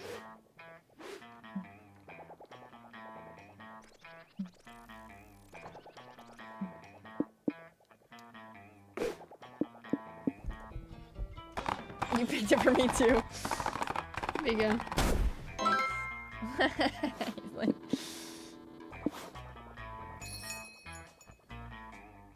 There you go. There, mystery solved. I was like, whoa! Come if you feel like gambling again. We also can't go back, so I don't know what he means. Or they mean. Maybe just like playing The again. pen is mightier Yeah. than the sword. Can you guess what time it is? Yep, it's comic time. Time to brainstorm. Why did you choose your current career? I made a bet while I was drunk. Great prospects for a good dental plan. They gave away cool t-shirt if you joined. To get laid. It's probably charm. Yeah. I want the cool t-shirt. Creative, Pass me maybe. the red crown. Okay, you hope you never go to prison because of this. Crimes against color theory. That's probably creative. Illegal drawings of people kissing. Probably, oh, that might be charm. I don't know. Accidental murder. You want all your murder to be on purpose, preferably. Stealing someone else's poop is just gross. Is that fun? Probably. I don't know. And this is probably bold. Yeah. Crimes Against Color series probably smart, and this is probably creative or charm. Yeah, probably. Well, my bold is really low, so if I could bump it, probably accidental murder then. I do want all of my murder to be on purpose. Keep him. What? Oh yeah, it knocks down my others. Yeah. That's okay. We got That's plenty okay. of time. That's okay. I'm just gonna go to the smart Let's factory. set the world on fire, baby. Yeah, get the smart factory, nerd. I'm going to the smart factory, nerd. You sit down to watch a post-mortem discussion of the game Domino. You learn that the first iteration had no pieces at all, which made playing quite difficult. The 7th iteration added the crucial rule that forbids eating your own pieces. An hour later, you know more about Domino than anyone in your age group, which actually isn't hard, but still +2 smarts for you. Later, you head to the community zone for another session of Liam's TTRPG campaign. Bonjour, as the French say. Yeah, you're definitely in a special thing. Can't wait to fuck it up! Last session, you learned that a warlock is creating the black fog for some sinister plot. And not a moment too soon, today you wake up to the fog blanketing the village. Uh-oh. I bet that means that the warlock is about to attack. The villagers must be freaking out. Actually, the smoke is giving the villagers a giggly head high. So most of them are just having a good time in the town's plaza. They're now throwing a party that they're calling the Lollapalooza of the 14th century. I got this. I'm gonna stand up on a box and try to get everyone's attention. Hey everyone, stop dancing and get the hells out before you get hurt! No way, boo, a drunk villager says. Doing recreational drugs and shaking my posterior is way more fun than listening to logic or reason. Yeah, Liam, shut up, another visitor. God damn it.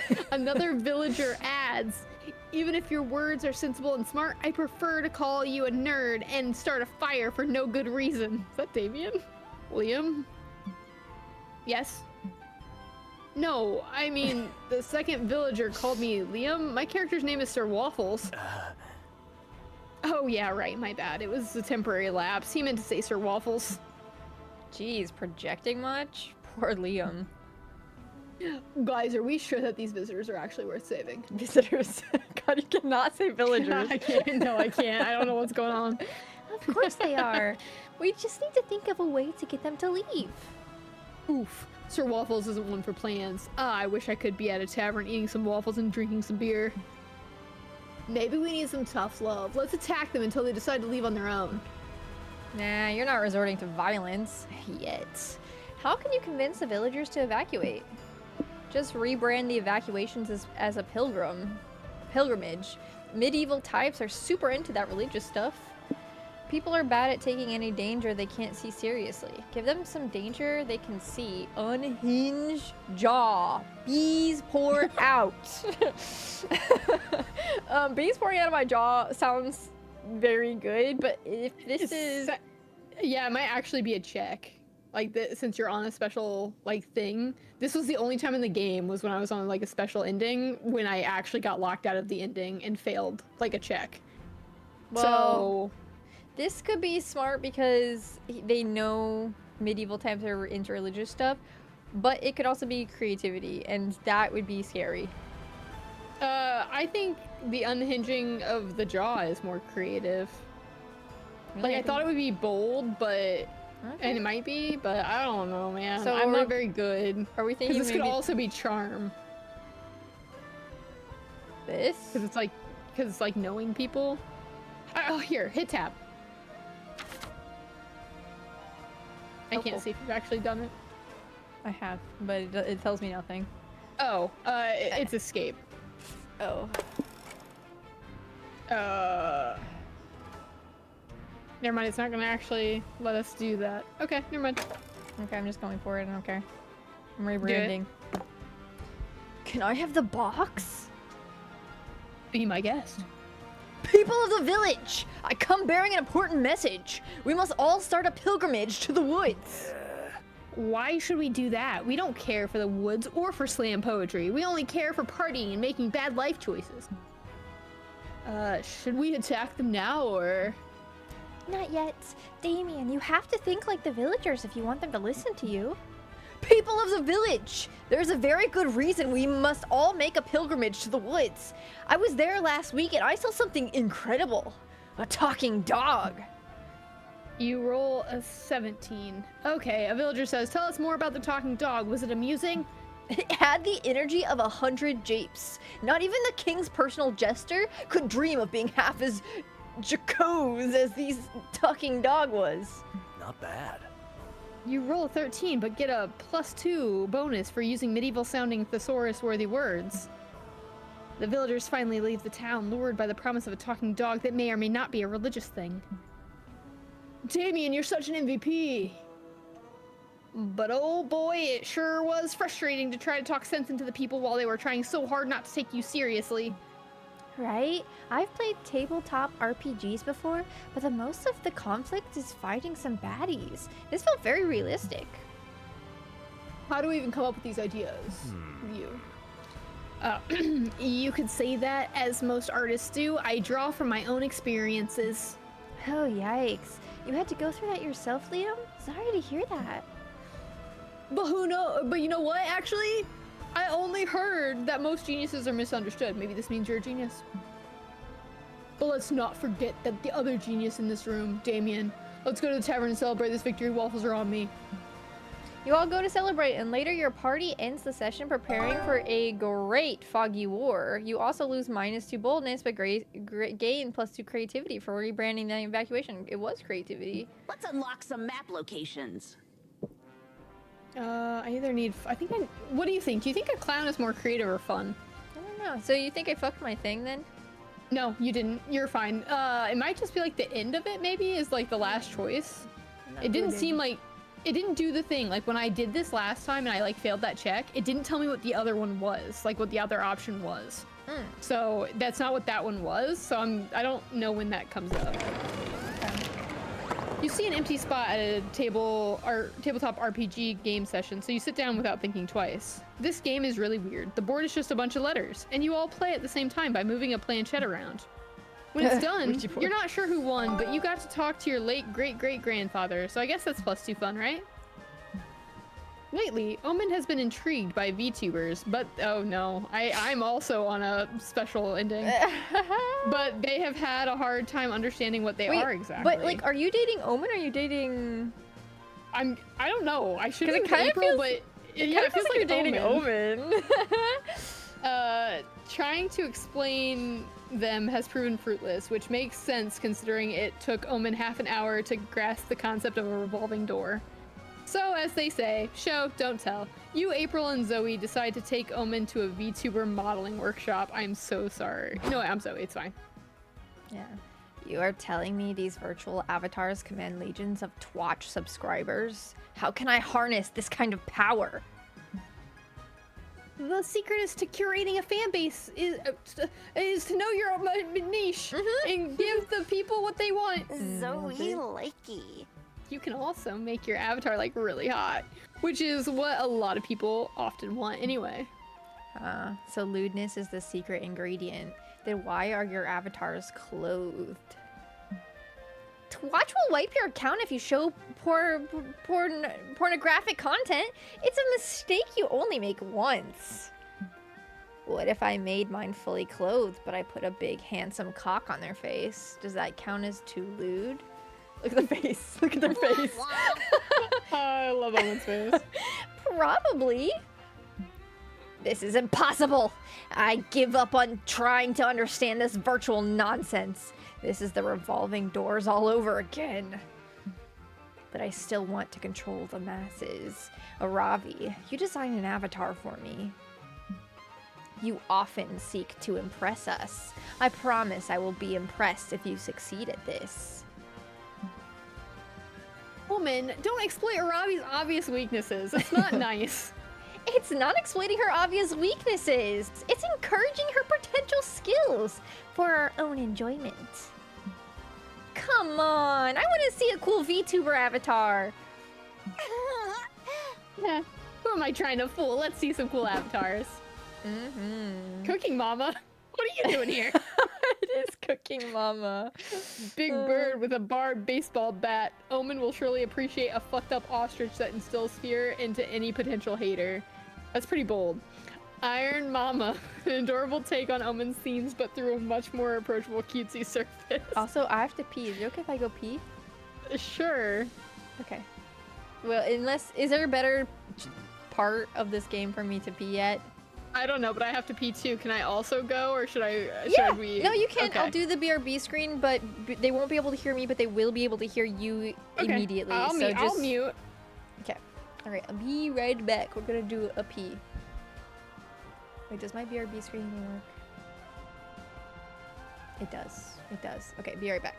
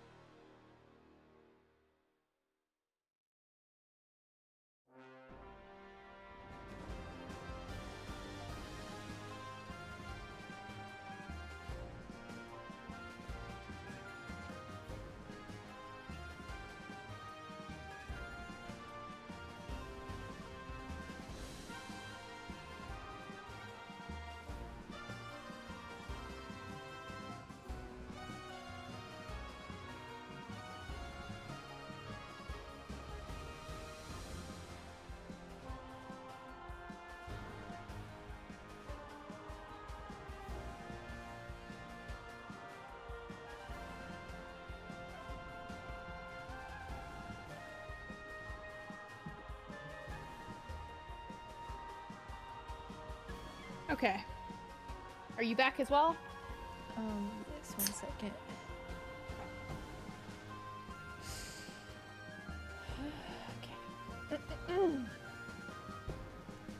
Let me know whenever you're ready.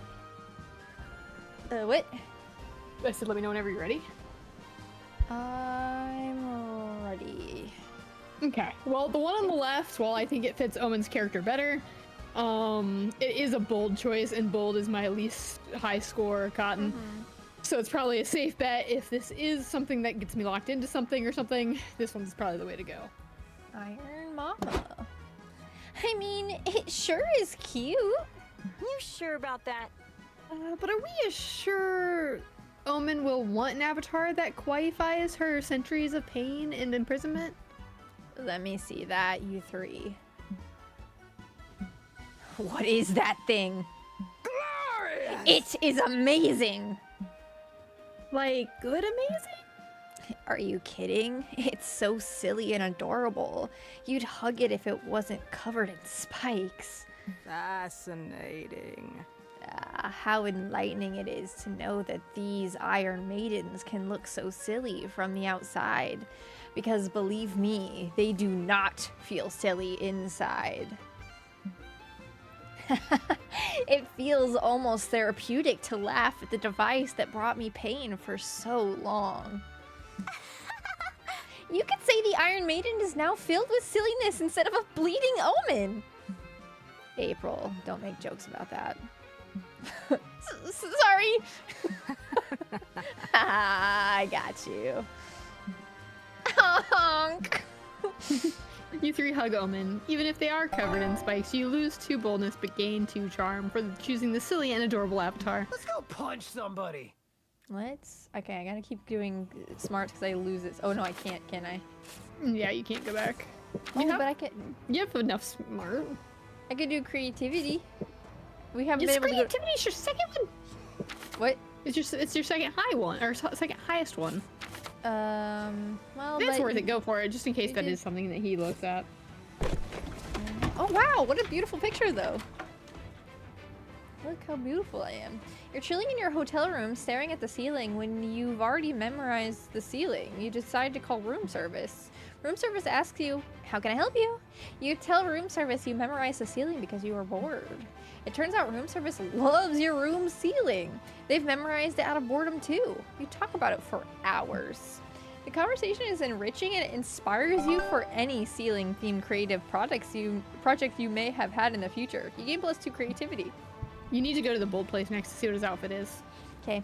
Later, you finally made it to the front of the line to enter the con, which means there's bound to be conflict, because that's how your life always seems to go. Stop right there, sir. We cannot let you enter with a brandished weapon. Such is the way of the blade. First of all, Jade the Roman does not answer to sir, only to sensei. Second, this katana's made of con-compliant plastic. I know, I wasn't talking to you. I don't know think it's actually mix. how to pronounce that. Mix? Yeah. I'm talking to your armed vampire friend here. What? Me? But I don't have a weapon. Yes, you do in your hand. We can't let you bring a book into the con. It's too dangerous. Oh, sorry, that's the fucking baby. Oh, it's a baby! Oh, well, my camera's kind of blocking baby's What? face. Liam! Liam, you are always telling me to divest myself of my knives, and yet you bring a weapon yourself? You hypocrites! Books aren't weapons, Omen. Besides, you always somehow manage to have a knife on you anyway. Okay, hold on. It's a baby. You're wrong. Books are dangerous here. This is a convention for nerd stuff like comics and those Japanese comics that you read backwards for some reason. And everyone knows books are a natural enemy of comics. Can't allow a book in here. A bookworm / comic nerd battle could cost countless civilian lives. Oh my god. Don't be ridiculous. Ugh, this is stupid. I'm 100% sure they're even selling books inside. Oh god, I'm so much everyone right now. There are hundreds of weapon dealers at the con. That's so hardcore. Those aren't real books. They're picture books or rule books for complicated games. It's not the same. Between Liam's stubbornness and the security guard's stupidity, this argument could last forever. Convince the guards to let Liam's book into the con. Whoa. Take the attention off Liam by yelling that you have a bomb. Ends the book / comic rivalry by introducing a shared enemy, the Shredder-saurus. Do you think that's creative? The bomb is maybe, bold, yeah. right? The bomb feels bold, yeah. And bold is my... I know this I is mean, that part doesn't matter this time. So it's up to you if you want to up your bold or What if this is fun? that might be smart. It might be, which means I'll get chunked off. And we were gonna go bold next time. True, but you can go smart again next time too. That's true. Okay, which one do you just think will be funnier? I think the bomb would be funnier. It would be funnier. Don't worry, I have a bomb. Yes, a classic diversion. If you can pull it off without being deported. I've got a bomb in my bag, and I'm not afraid to use it. What the fuck? What the fuck, Damien? Shit, what do we do, partner? We shouldn't have let someone bring a bomb into the con. Wait, partner, he Or we might be shouldn't. Southern. He might be cowboy. Oh, you're right. Shh. You Hold did. on. You don't know how to. What do we do, partner? We shouldn't let someone bring a bomb into the con. True. But if we focus on the alleged terrorist, we'll lose focus on the book nerd. Oh my god. Ugh. Oh no. It's so hard to keep two rowdy suspects under control. Should we just shoot them both? Oh my god. That's tempting. But the chief did tell us to try to think of alternatives to shooting people that make the situation easier to handle. Seriously? But shooting people removes potential suspects and saves a lot of time. Doesn't the chief understand math at all? Math? You're starting to sound like a nerd partner. Sorry, he's also Southern. That damn book is making you a dork by proxy. Quick, shoot the bookworm. Oh my Uh-oh. god, it's too real. Oh god. They're shooting Liam. They are again. no. He's got shot in the leg already. No, partner. It's too late. My head hurts. I'm having too many ideas. I think I'm a nerd now. Don't give up on me. Come on, let's get you some cocaine and strippers. You'll be back to your old self in no time. Good idea. The chief won't like us abandoning our post, but at the end of the day, someone's got to guard the security guards. They leave. You can finally enter with Liam's book, and I guess a bomb if you really had one. Take +2 boldness and -2 creativity. Okay, where haven't we been? Because I'm a completionist. Where haven't we been? Oh, just these two places. Okay. You buy a cool t-shirt which features the entire JoJo family tree. Needless to say, it's several sizes too big for you. You get back to the stand to return it, but the vendor doesn't take refunds. Unacceptable. What he can give you is a free JoJo pose. You take it. It forces the limits of your flexibility, but you gain +2 charm for striking such a pose. Hell yeah. Afterwards, you, Nico, April, and Zoe head over to work on your... Oh my god. To head over to work your super kawaii shifts at the pop-up maid cafe. I will say no omen, so Oh my maybe God, we're so all maybe you are. cute. These are so cute. So maybe you are on the April path. I should be on the April path. Hey, look! Omen just walked in. Danielle, What? read this line very carefully and then think about what you just said. Yeah, I think you're on the omen path. So sorry. So this is the maid cafe. I thought it would be cleaner. Heya. Welcome home, princess, or would you prefer to be called master? Gender is a prison from which I have escaped. I would most like you to address me as your overlord. Preach! Follow me, my overlord. I shall show you to your seat. Hooray! Everything's going pretty smoothly for once. Oh, wait, no. Looks like Omen's gotten drunk on power. Nice job, idiots. You call that a Sugoi happy morning dance? I'm not happy at all. Do it better this time. Yes, my overlord. From the top, girls! Here's your omurice, my overlord. Let's say the magic words together. Moe moe kyun!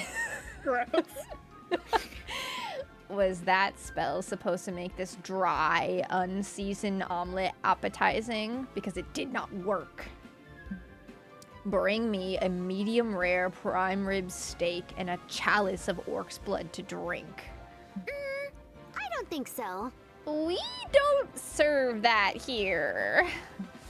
What you serve right now is me. Bring me a steak, or I shall order someone to bring your corpse home to your mother.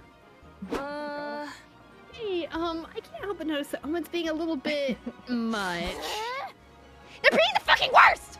I'll kill them if I thought I could get the blood stains out of this apron! Clay?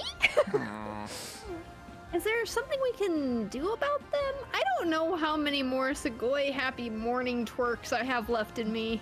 Also, hopefully I'm not too loud for the microphone. Am I peeking, Hunter? No, not for me. Okay, I was gonna say, whatever you hear, they would hear. No. That'd be for the best. If Omen ever wants to redeem themselves, and besides, they totally deserve some payback, how can you end their reign of terror? Maids have been subservient for too long. Call the maids to arms. Ignite the hearts of your comrades and start the long overdue maid revolution. Maid problems call for maid solutions. Tell Omen that if they keep being a problem, they'll be having lunch in the cafe's Iron Maiden. Oh my god, they have trauma from an Iron Maiden. That's Yeah, I won't do that. I'm gonna start the maid revolution. That's fucked up. Viva la revolution! God damn it. Viva la revolution! You three gather the rest of the maids in the kitchen. Comrades, we can't endure the horrible treatments from the masters and the princesses any longer. Time! It's time to show those fuckers who's boss. Behead them all. Garnish the omu rice with their blood. Show no mercy. Now let's get out there and make this the most Moe revolution ever! Also, I always forget that Zoe was an eldritch deity. Yeah. All the maids are on board for a revolution. Lots of them have knives and rifles already tucked in their garters. This must be a long time coming. What the? Why are the maids killing the patrons instead of bringing me my steak? I thought the entertainment came after the meal. Down with the masters. Give this one the guillotine. Oh my god. But we don't have a... Oh, never mind. Where do we get a guillotine? Never doubt what a determined maid can fit in her purse, Nico. Stop this nonsense now. Do not behead me. I am very attached to my head. I thought we were friends. Friends don't make friends. Do the Segoy happy morning dance over and over. That routine is very hard on the knees. Okay. Fine. I'll be nicer from now on. Now let me out of the guillotine. You sure about that? Are you really going to be nice, or are you just saying so because we're threatening to kill you? It can be both! Just let me out. Victory! You, Zoe, Nico, April, and the other maids cheer to celebrate executing a glorious revolution, and several shitty patrons. Glorious. Sorry. I mislike interrupting the nice moment, but I am still waiting on my food. Don't push it! You gain +2 charm for inciting a revolution, but lose 2 boldness for sparing Omen. They may be your friend, but let's be real, they totally deserve that beheading. Damn it. God, I'm not bold at all. Everybody choose a song, say your choice out loud to the other players before advancing. Bad romance, Lady Gaga. Okay, Lips of an Angel Hinder? Player orders decided on which song would be the weirdest to choose to play at your funeral.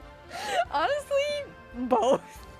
Yeah, they're both pretty fucked up. I actually think Lips of an Angel is more fucked up because it implies that you were cheating on them all along, or they were cheating on you, or somebody was cheating on someone. But bad romance also, like... That's true, but it's too late. I let you have it. Hopefully we can both have our romance options. Okay. Oh, yeah, we're good. Welcome back to the food court.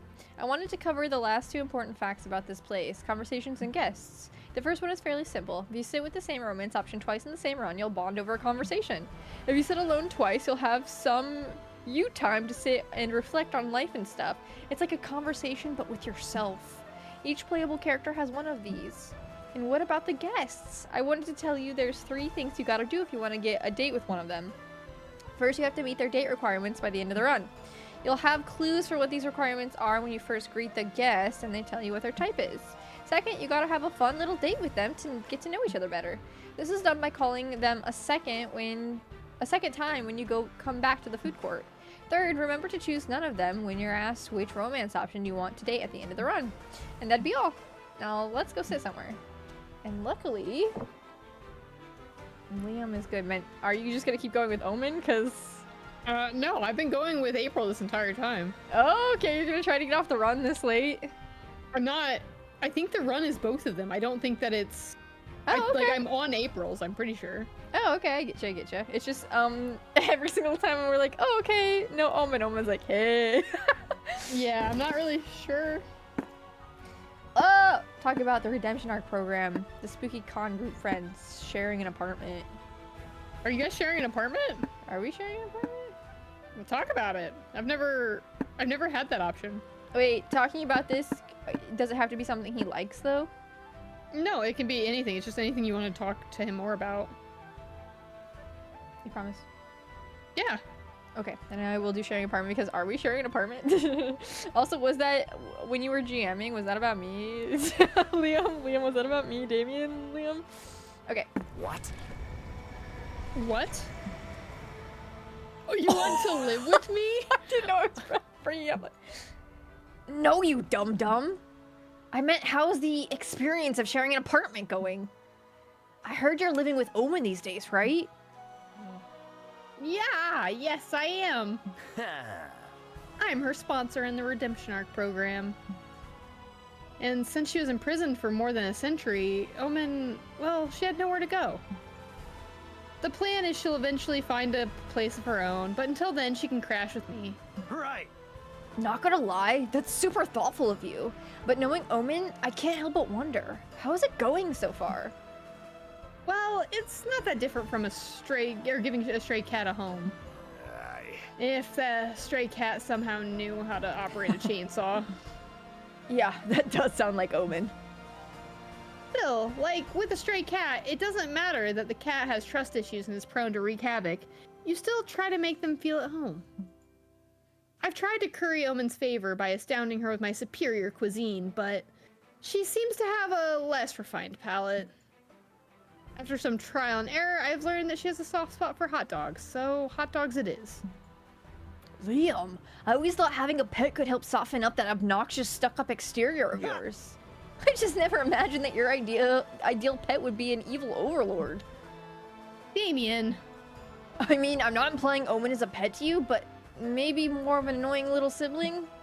In any case, I'm sure you get my point. I do. I just hope Omen can learn that there's a better way to do things other than murder and evil.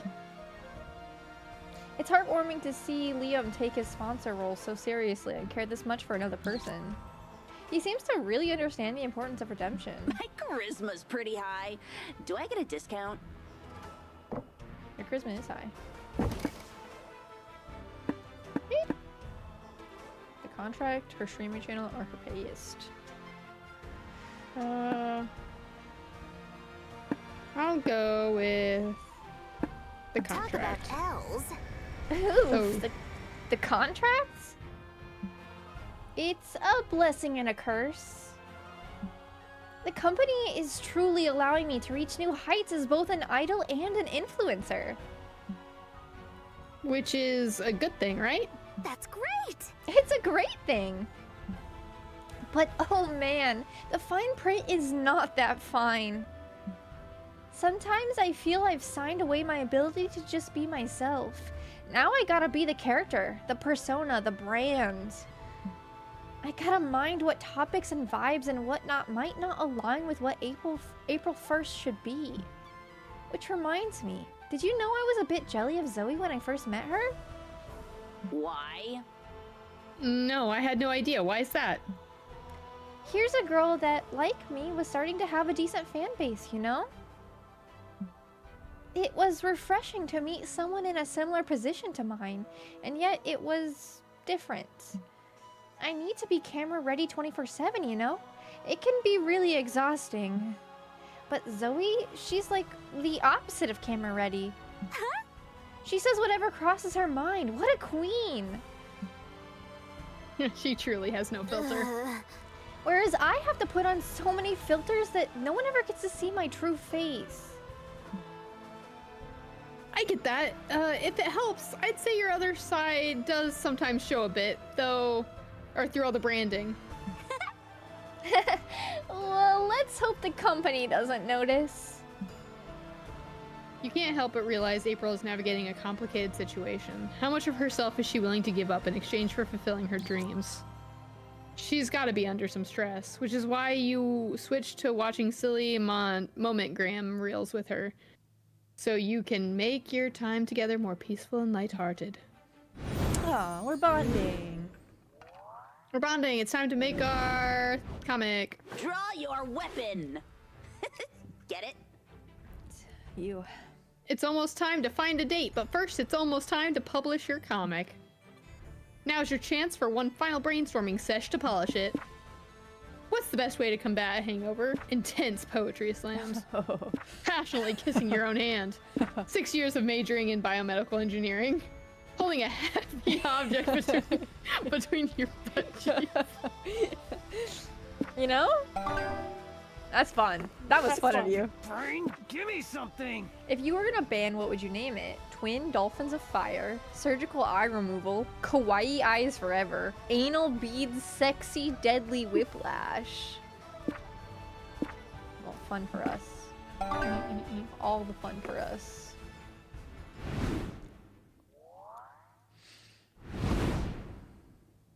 You know where It's I must my go. turn now.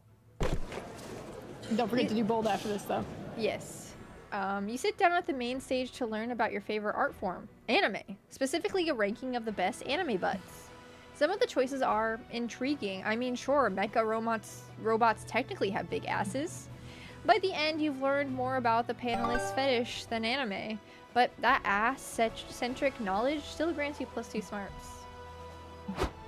So you're in the middle of a plot line, huh? I'm here to explain a small twist. Normally, when choosing an option in an event, you will gain the stat associated with that option and lose the stat associated with the other option, right? Hope you're paying attention to the other tutorials. Well, the last event of each plotline goes back to our classic stat threshold mechanic from previous games. What does this mean? In these events, each option is tied to a stat. You gotta guess which stat is tied to each option and then check your own stats, okay? Then, if you want to succeed, you must choose the option tied to your highest stat of the two. If you choose right, congratulations, you'll be one step closer to getting a secret ending. But if you choose wrong, then you will fail the event and the plotline will come to an end, preventing you from getting its secret ending. No pressure, right?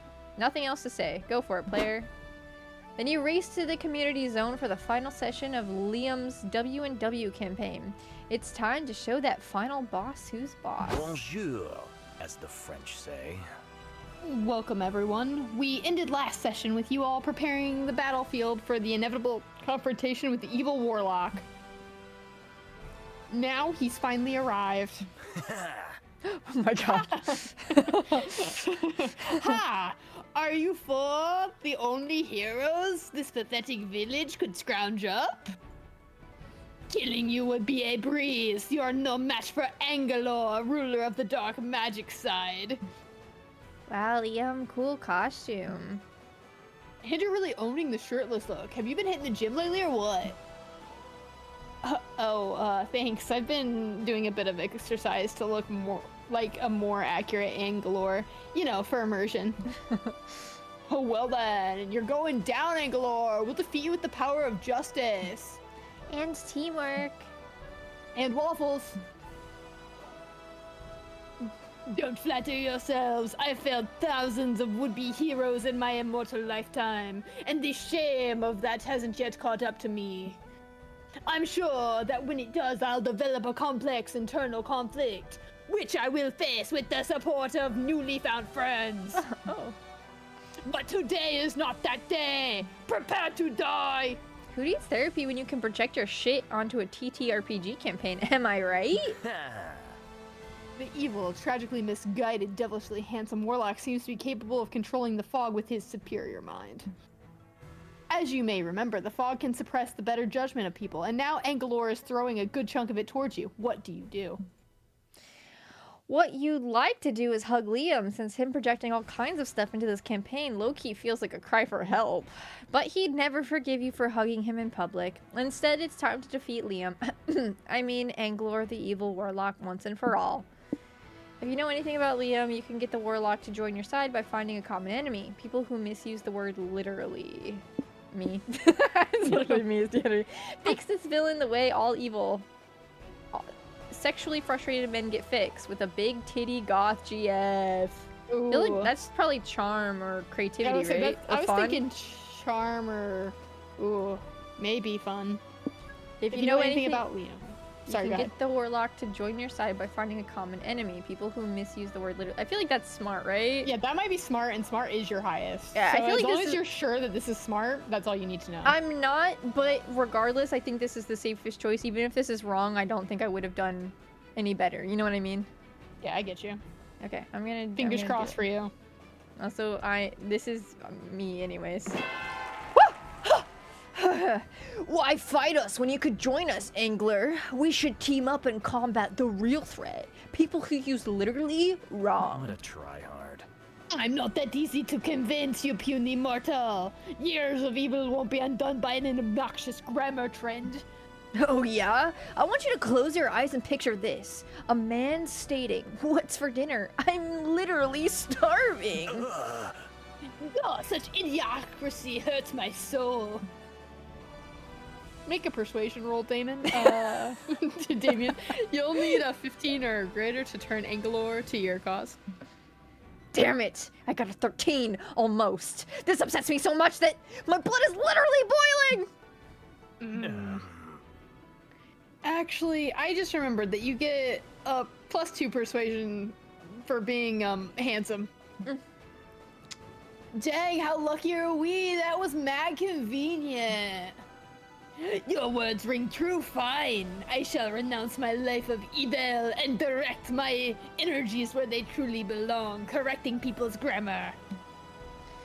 Angler joins the party. You spend the rest of the session fighting literally abusers, people who mix up there, and there, and people who think a lot is one word. That's me.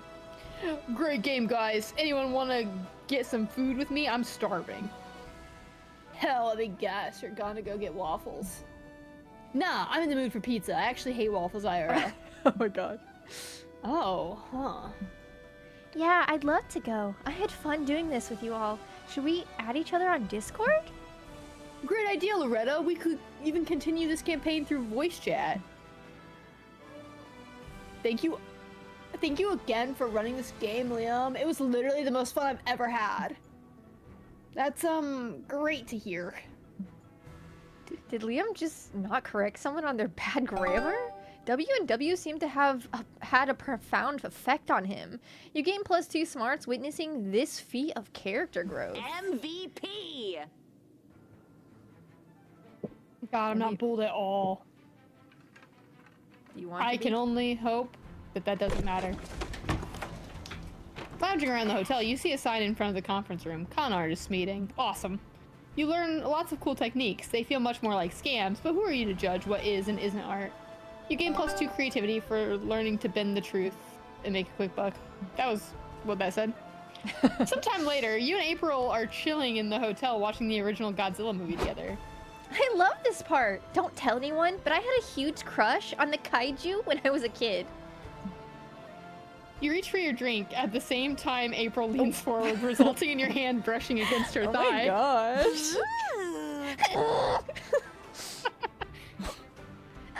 Sorry, that's so embarrassing. Don't apologize. I think your balloon mascots are endearing, actually.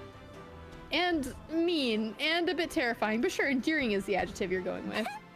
Oh, thanks. If I had to have these mascots, I'm glad my agency let me pick balloon animals. They're very important to clown culture, you know? Maybe I could show you how to make one. Yes, I'd love that. April gets a balloon and positions herself behind you, Oh my guiding your God. hands through the motions. Oh! You want to blow in enough air to inflate it, but not so much that you pop it immediately. Got it. Edge the balloon. You're such a silly goose. Oh, you silly goose. Now, what do you say we make this balloon doggy style? Twist it here to make the snout, and here to make the legs. No, over here, you're so close. Yes, yes, yes! Oh, yes, you did it! Thanks. Do you want to keep it? Sure, you know, exchanging balloon animals was a form of clown courtship back in the day. Well, in that case, where's my balloon animal? Oh, my mother would kill me if she knew I was exchanging balloon animals out of wedlock. But yeah, I'll make you one. What do you want it to be? Boobs, but balloons. A balloon shaped thing. Yeah, and Kate encapsulates all of her hopefully horny feelings about you. Which do you think I should go with? This isn't like a special thing, right? No, no. I mean, they're both kind of horny, huh? Okay. Let me think. Should I make a... No, what about... Ooh, got it! April grabs a new balloon and blows it up. You wait for her to make some sort of shape, but she just hands it to you. Huh? Here you go. What do you think? You were expecting her to make something more complicated than a single oblong balloon. Maybe she doesn't actually like you all that much. It's, nice. Is it a worm? Oh. No, it's an erection. I thought it'd be funny. Oh, I see. So this is like your balloon boner for me. You and April share some intense eye contact as you fondle her plastic erection. You run a finger along the shaft. April's eyes are glued to your finger. Is she sweating? When you get to the end of the balloon boner, you accidentally prick it with your fingernail and pop it. Oh, no. Damn it, sorry, I didn't mean to do that. Sorry, gotta go. No, it's totally fine anyway. Sorry, but I gotta go to the bathroom right now. Did you give April a balloon-gasm? That's worth at least +2 charm, but you also lose +2 fun. Out of my way. Damn. Go be bold, Okay, my I'll go spicy be red bold. baby. Also, I is don't that know if here? I stopped the end of that other one, because maybe I was on Omen's path. Yeah, go I ahead. think you were. That's okay. Yeah, because you were definitely on, like, Omen's, like, VTuber or something or another. Yeah, I don't This know. is bold, you said? Yeah, that's bold. Okay. Whoa! He's Yeah, fucking you did it. he's fucking Dio. He's Dio. Yeah. You're roaming around the lobby when a tiny little dude pulls your shirt and whispers, "Hey, you need water. It's important to stay hydrated." He offers you a bottle. You get so nervous about this social interaction that you temporarily forget how to properly use a bottle. You water yourself like the awkward little flower you are. You thank the stranger who's left confused. Well, maybe it's not so bad. What if the water was laced? Good thing you didn't manage to drink it like a normal person. You gain +2 boldness for navigating a potentially dangerous situation. Later, you're in your hotel room getting ready for your first real date with Liam. He invited you to a fancy brewery. Greetings, Damien. Ready to go to the Beetlery? Yep. Wait, don't you mean the brewery? No, the Beetlery. It's an experimental restaurant that specializes in edible beetles, crickets, and other bugs. Bugs are the protein of the future, you know? When climate changes has killed off all the cows and chickens, you'll be happy I've already prepared your palate. Oh my god. Okay. Well, are you still down to drive us there? Actually, I had a better idea. I've rented a tandem bicycle for us. Think of it. Us steering in sync, bonding over the city's criminal lack of bike lanes. Oh, how far away is the restaurant? A mere 10 miles. It'll give us plenty of time for stimulating conversation. Oh. Note for the metric system users in the audience, 10 miles roughly equals way too many kilometers to cross on a bike. Are you sure you want to bike that far? No offense, but you're not the most athletic person I know. Oh, don't worry. It's not a traditional tandem bicycle. It's closer to a motorcycle sidecar where I sit on a chaise lounge attached to the side. While you're pedaling, Oh no. I'll boost your morale by reading some of my poems.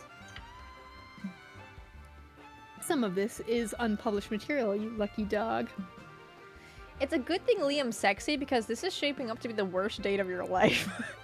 Still, there's gotta be something that can somehow make this romantic. But what? So this doesn't matter again, right? Yeah, I don't think so. The internet is vast. Surely someone's written a fan fiction about this exact date scenario. Use it as a cheat sheet. That feels smart. Or maybe... Creative. Maybe. But you are stealing someone's ideas. I don't know. There's one thing that can save a date no matter how bad it's going. Fun. Mariachi. Thank you. Oh my fucking god. I was like, I can hear it in my head, but I cannot say it. Mariachi is fun. That is fun. My fun is 15. Fun. My fun is 15 if it is a check. But the tutorial guy said there was only one of the Yeah, ends. it's only when you're on the special ending, yeah. And you pass that one, so you're done. Okay. So then what one do we want to see more? Whichever one, feels right for you. I want to know what the mariachi is doing here. Maybe you're gonna make them pedal. I'm curious about that, but I'm also the curious about the mariachi band fanfiction. pedal, like hire them. I don't know, like it's gonna be some sort of wacky adventure either way. Oh. Okay, yeah, I can. Later at the... Oh. I sneezed, go ahead. Later, I keep doing that to you too. Later at the Beetlery. I think I prefer the mouthful, the cinnamon, the mouthfeel, the cinnamon dusted cockroaches. But the flamin' hot millipedes have an interesting flavor profile. Suddenly, the doors burst open and Liam's terrible date is blessedly interrupted by a flood of Spanish guitar. Aparta esa cucaracha, vampira del alma mia. Nailed it. What the fuck? Damien, what? Pray tell the fuck. I hired us some mariachis. Why does my brain break on this word? Don't you think villagers? Yeah. Don't you think mariachi music makes everything more romantic? Not necessarily. Romantic mariachi music is a tired cliche that minimizes the cultural... Shh! Pump the brakes on the cynicism, and just enjoy the beautiful moments. Esta boca busca un beso de los labios de Don Liam. Wait, did they just say my name? Yes, I paid them to compose a special song about you. Wow, what are they singing? No idea, I don't speak Spanish, but I'm sure it's something beautiful. Ampremos cuatro monos y dos perros policía. Hold on. That was... We compare... Nope, I don't know. 412 dogs. Police. I'm definitely not wrong about cuatro monos. Hold on. We have technology. Hold on. Oh wait, no, it's not uno. I'm sorry. I forgot. This is Spanish. That wasn't uno. Yeah. But I think monos might We be will one. buy 4 monkeys and 2 dogs, is what Google Translate says. Oh! 4 monkeys and 2 dogs. That makes sense. Okay. Not bad. Okay, this is kind of nice. I suppose you don't know the beauty of something until you're at the center of it. Even if it seems silly from the outside. Most romantic gestures look silly from the outside, you goober. Yes, I suppose so. Este pinche nos da plata para cantar tonterías. This guy gives us money to sing nonsense! That's what it says. That's what Google Translate says it says. I'm impressed. Thank you, Damien. Liam puts his head on your shoulder and you two enjoy this beautiful, incomprehensible love song. You gain +2 fun and lose -2 creativity. Gotta get the good stuff. God, I'm not bold at all. But I'll be really fun. In the middle of the community zone, you see a bunch of top-hatted gentlemen, a vintage car, a dog, and a boot. Oop! Oop! It's a LARP Monopoly. This goes against all your values, and yet the moment you start making money, you gentrify the fuck out of the street by building mini hotels. You make sure everyone who dares step on your turf becomes Monopoly. miserable. Yeah. A father of 3 begs you to lower the rent. Get good, you yell. Oh my god. No, what have you become? You burn your Monopoly money and leave, but deep down you have to admit you got +2 fun. Later, you meet up with April to get ice cream. You're laughing and chatting over sundaes. Silly goose. Oh, you silly goose. You have ice cream on your face. Here, I'll get it. April grabs a napkin and wipes your face. She finds a stubborn spot on your forehead and starts rubbing furiously. How did you get on your fucking forehead? Dang, I can't get it off. Is this even ice cream? It looks like a red dot. Oh no, oh no, oh no. Oh, fuck! Suddenly, April tackles you to the floor. It's pretty hot. Sniper! It's less hot when a speeding bullet explodes the head of the person behind you, showering you both in blood. I'm so sorry. I think you've been in one done too many of my moment gram stories or something. That's not great, because my agency contractually obligates me to act single in public. But the more immediate danger is that some of my fans are kind of wild, and they'll try to kill you if they think we're dating. So that was a fan of yours who shot at me? Yeah, I think so. Fame, huh? I'm sure it sure makes life exciting. You'd be more concerned if you weren't stuck on the fact that you've gotten so close to April that people think you're dating. Nice. Still, you can't be her partner if you get sniped. You'd better think of a way to protect yourself. Hide in April's ridiculously small car until nightfall. You avoid potential murder, and you'll get to be crammed together. Keep an adorable baby on you at all times. You'll look emotionally ready for commitment. And if you see the sniper's red dot, you can block it with the baby. Oh my god! Oh god, we have to do the comic. You gotta do the clown car. You gotta do the clown car. Hold on, I have to burp. Okay. Nice. Imagine you got in this clown car and she immediately burps in this tiny space. Disgusting. Good idea! April leads you to her car, and it's impossible to overstate how small it is. It makes the sedan look like a studio apartment. Also, you're not wrong, Thunderlips. Sorry it's so tight in here. So, how's your con experience been? Good. I liked all the panels, and now I can cross survive an assassination attempt off my bucket list. It's been really nice getting closer to you. Oh, thanks. Bet you didn't think we'd be getting this close, did you? No, Oh, I'm sorry. I didn't mean to touch your butt. It's just so cramped in here. You didn't touch my butt. That was my butt, actually, but I don't mind. Oh. Can you get out of the car, please? I'd like to be alone with my friend here. What? If I have to leave, why does Bozo get to stay? It's at that moment you realize April's seat warmers aren't actually on. You've been sitting on someone's lap this whole time. Sup? Love the smell of your detergent, by the way. What brand is it? Ew. How long have you been? Wait, Aravi? Is that you braiding my hair? I was about to ask you the same thing about my hair. Ugh! If your name isn't Aravi or April 1st, get the fuck out of my car! With much grumbling and muffled swearing, 10 clowns crawl out from God knows where and leave. Sorry about that. I rent this car with a group of other clowns. You know, with this economy. But hey, at least we're actually alone now. So if you accidentally put your hand on someone's butt, it'll definitely be mine. You like those odds. You gain +2 fun hanging out with April in her tiny car all day, but lose 2 charm. Damn. I said the con is here. You get a special ending. I just don't pick Liam.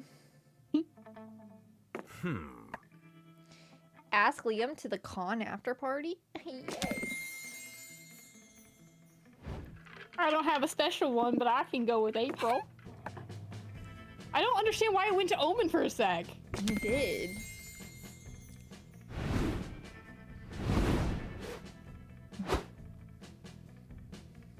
It's time to see how the comic has turned out. Okay, what was the goal we agreed on for these days' work? The cover, the overall plot, and 1 full finished page. Do you remember how you solved each one of our exercises? It's key to how the muse will give shape to the fruits of your labor. Which is Liam's pedantic way of saying that now, when we'll see how the options you chose affect the comic you're about to see. That now, whatever. Sue me for wanting to imbue poetry in our day-to-day. It may sue you later, Liam. For now, I want to take a peek at this comic. Finally. Oh, nope, that's you. Finally, the art gang gathers round to put all the pieces of your greatest masterpiece together. Time to see the fruits of your labor. Whoa! Look at this art, it's beautiful. Punching Harder is a comic about a dangerous world infested with math. Only a group known as the Slayers of Math can join them at bay. But in order to join their ranks, you must prove your worth by passing a ruthless test, winning a fighting tournament. The first part of the test challenges the young warriors to reveal their most niche fetish in a painful detail. The second part of the test, a fighting tournament. It's always a fighting tournament, duh. Our brave here. Oh, look! Our brave hero Damien dreams of joining the ranks. All the odds are stacked against him, but he'll do his best, for he has a strong reason to join. He'll get a cool t-shirt if he joins. There's also Aravi, Damien's rival. She's cool and aloof, but her mysterious demeanor hides a dark past. She carries in silence. She murdered her whole family by accident. In order to join, they will train under the tutelage of Coach. A powerful old man who retired from the organization years ago. Against all odds, he'll awaken the two warriors' dormant potential via the most unorthodox training, holding a heavy object between their butt cheeks. Will they pass this exam? Will they join the Slayers of Math? Buy the fucking comic to find out. That's beautiful. I'm covering the thing, but I'm gonna read it. Oh, okay. Do you want to read it? You can. After they both managed to reveal their most niche fetish and painful detail, who would have predicted that Damien and Aravi would face each other at the tournament finals? Also, I like that it's even like you guys can't see it, but Damien is here too, like in the pictures on the verses. Looks like today you'll get a taste of my secret technique. Anal bead sexy deadly whiplash. I may owe you after you saved my life when I was holding a heavy object between my butt cheeks, but I won't hold back, you fuckface.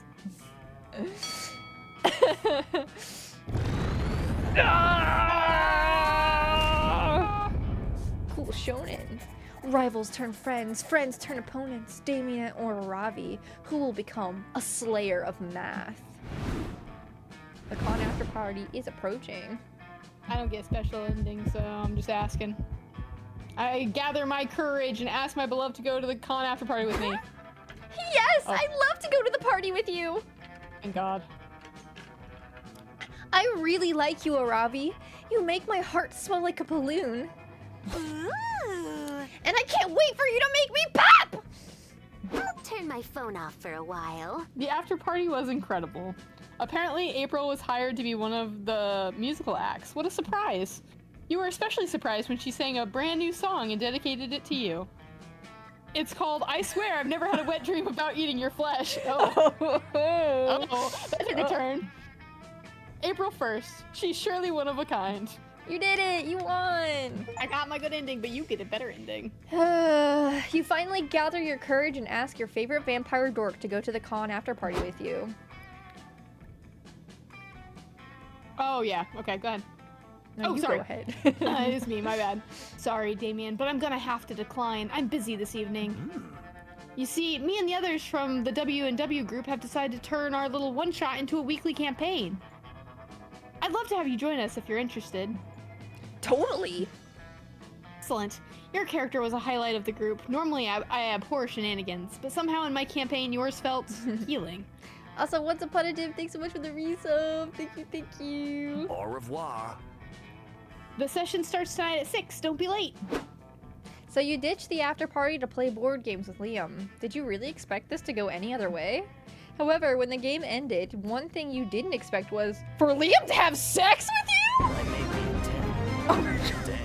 That's right! Having everyone's rapt attention on him as a GM must have gotten him all hot and bothered. You're glad you two could share this experience, playing games, rolling dice, processing Liam's trauma through the veneer of TTRPG? But more than that, you're glad you got to fuck him in that Angelus costume. Time to cross that off the old bucket list. Damn. Nice. Right out the gate with the secret ending. 3 spices, man. 1 secret ending. Wait, how do you have 2 out of 34 secret endings? No, I have only 1. I think you're seeing Huh? yours. Oh, okay. Yeah, because I only have 1 of 34. And 20 Gotcha. events out of 351. Oh, I have 103. That tracks. Do I have Before to- we knew it, the Okay. con had ended. It was just 4 days, but we could swear it felt like an entire lifetime. All sorts of misadventures took place, entire friendships blossomed, and we ourselves changed as people. The idea of going back to our day-to-day lives made us feel a bit disoriented. Promises were made, of not growing apart, of meeting again soon. Still, we would lie if we said it didn't feel a bit sad to leave all that behind. But as each of us went our own way, we realized that wherever we went, these people would be there with us. And with that came a truth that to this day we hold close to our hearts. That no matter where we are, we belong. It's a thought that still gives us warmth, that makes us feel once again young and unafraid. And it reminds us that even as years go by, we will always be ready to start. When you stream, you would not believe what you have to deal with. So many companies treat you like you're robbing like a thief. You have to say You goodbye don't to everybody. have to fear, it won't happen with me. We were meant to trust each other.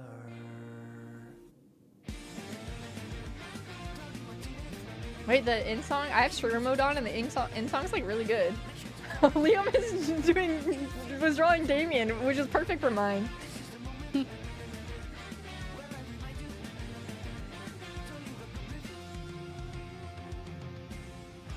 I bid you all welcome Oh my god. to the streamer version of Monster Guns credit song. I hope streamer mode is not, because the song feels pretty like. The other credit song, so you can really stream that one.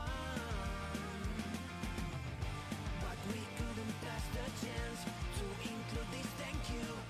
And I'm charging for both songs, so who am I to say no?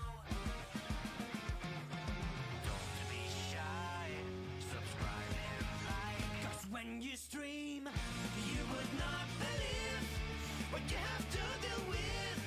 So many companies I don't think it turned the song off, Hunter. Is it talking about a song that you believe will always count on me?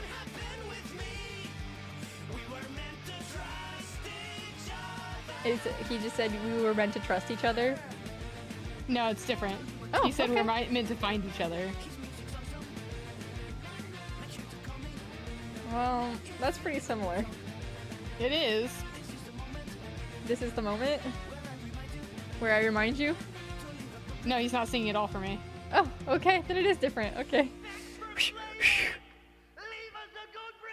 Yeah, I Leave tried to us a keep up good with review. you because mine dropped you at the end of the game, so I had to like go through with you at the same time.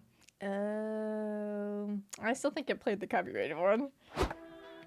You unlocked 2 new plot lines. You can now call Sawyer. You unlocked a new outfit for April.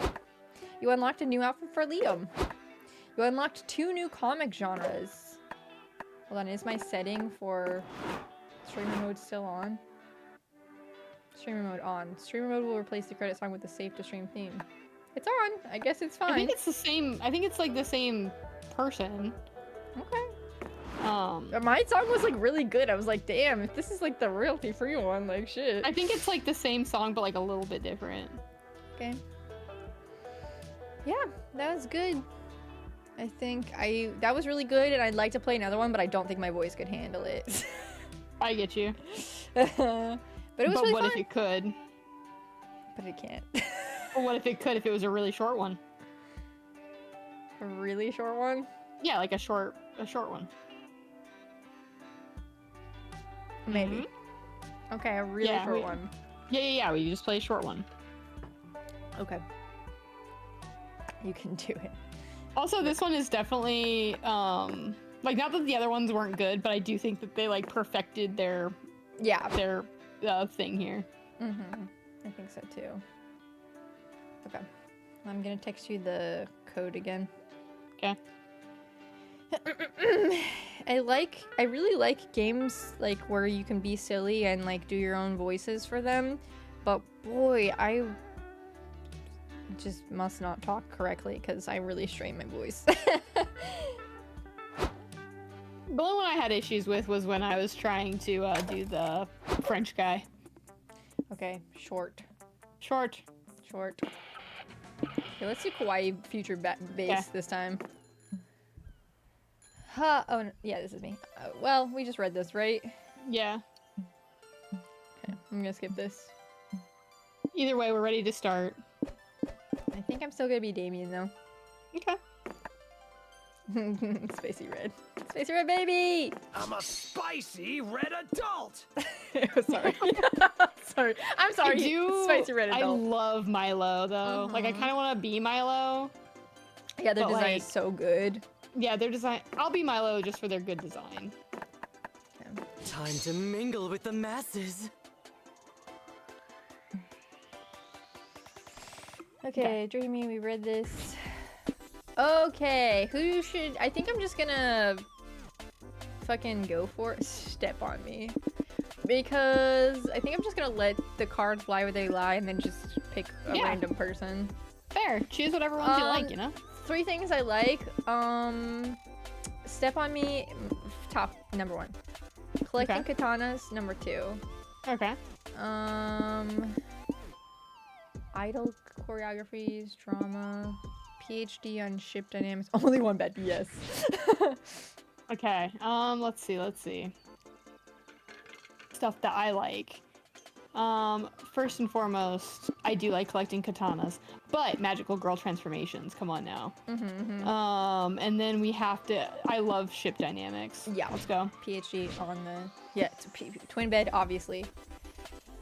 Okay, these are so cute. I think it's a overall same vibe. I don't like. It's still smart, bold, smart, bold, cute. creative, fun, hot, charm. Okay.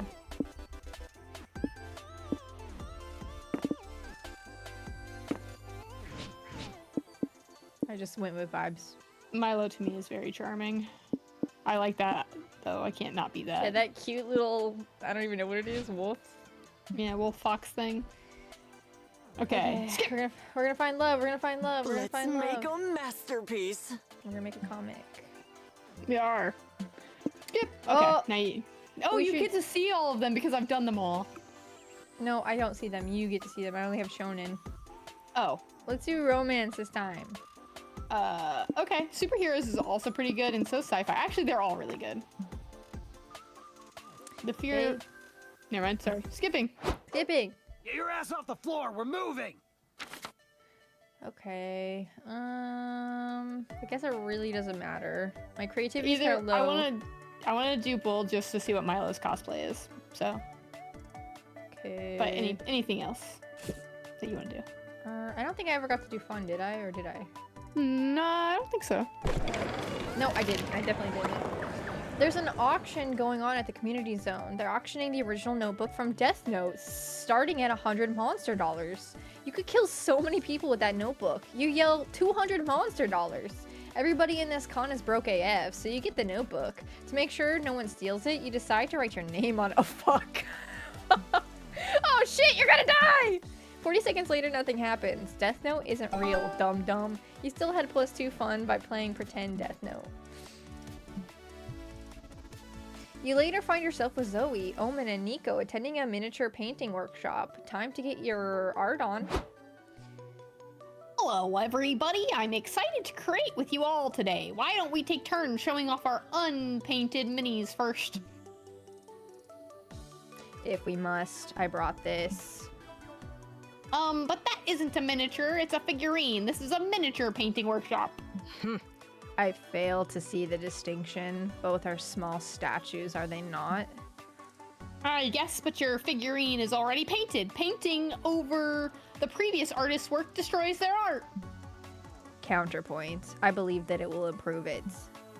Wait until you see the fishnets. I'm going to paint on this thing. Your loins will surely tremble.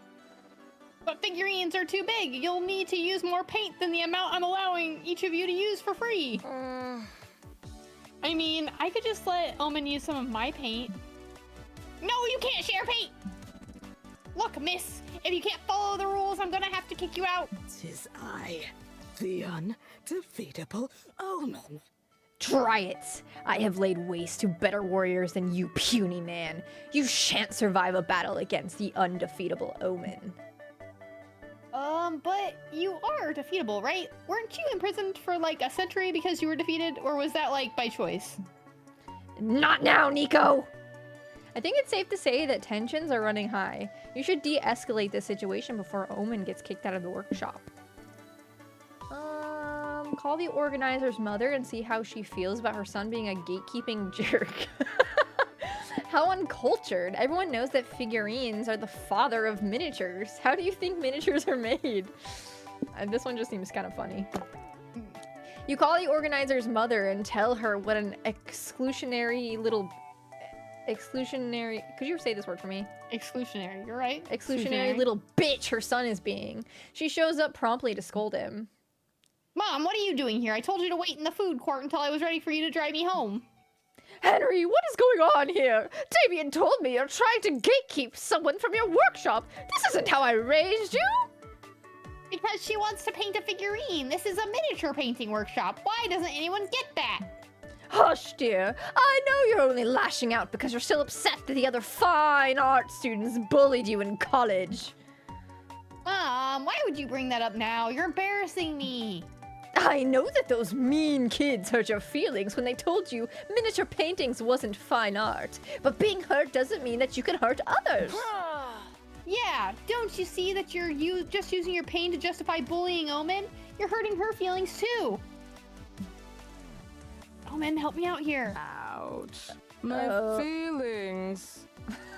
Oh, oof, ouch, my feelings, they hurt so bad.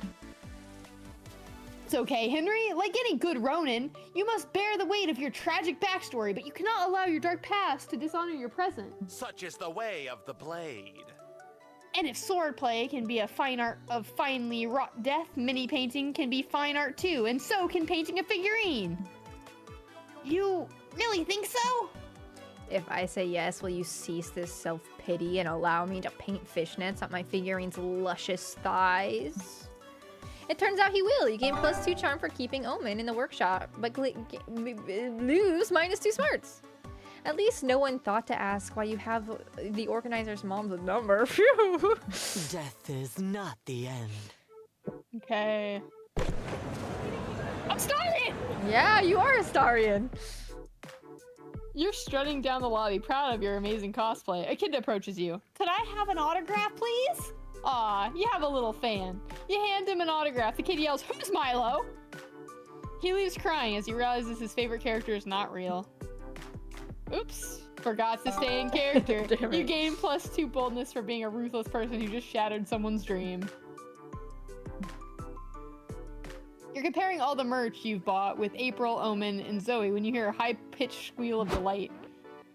Oh my god, you're April 1st! I'm gonna faint! Nice to meet a fan. Hiya, sweetheart. It's always nice to meet a fan. Way more than a fan. I've got all your CDs, all your merch. I've written dozens of fanfics about you. One could say I'm a friend, and a best one at that. Oh, you never told me you had a secret best friend, April. Do you think that I would be jealous? Someone give me a knife. Because I am. I yearn to stab this girl and steal her hollowed place in your life. She's not April's friend. She's just a very parasocial fan. This level of obsession can lead to some pretty weird behavior. Like what? Hey, April, look at this. It's a doll I made from a clump of hair that I pulled out of your shower drain. Want to smell it? Like that. It's okay to be a fan, but you should stand your idols in a non-obtrusive way. Like sneaking into their house and taking a nap without touching anything. I'm pretty sure that's not okay either! Shit, really? I guess I owe Ryan Gosling an apology then. Sorry, got me. If this girl is not April's friend, can we get rid of her? Her shrill, desperate voice makes me want to murder people. Also, low-key, new ship just dropped and it was I April and know! Omen. Yeah, April and Omen. Yeah, you think April would also be grateful if you got this fan to leave, but how? Convince the fan that this is all just a really good dream and she needs to wake up before she's late to work? You think you and April are best friends? Name 5 of her childhood trauma. Oh my god. Oh my god. Oh my god. I don't think...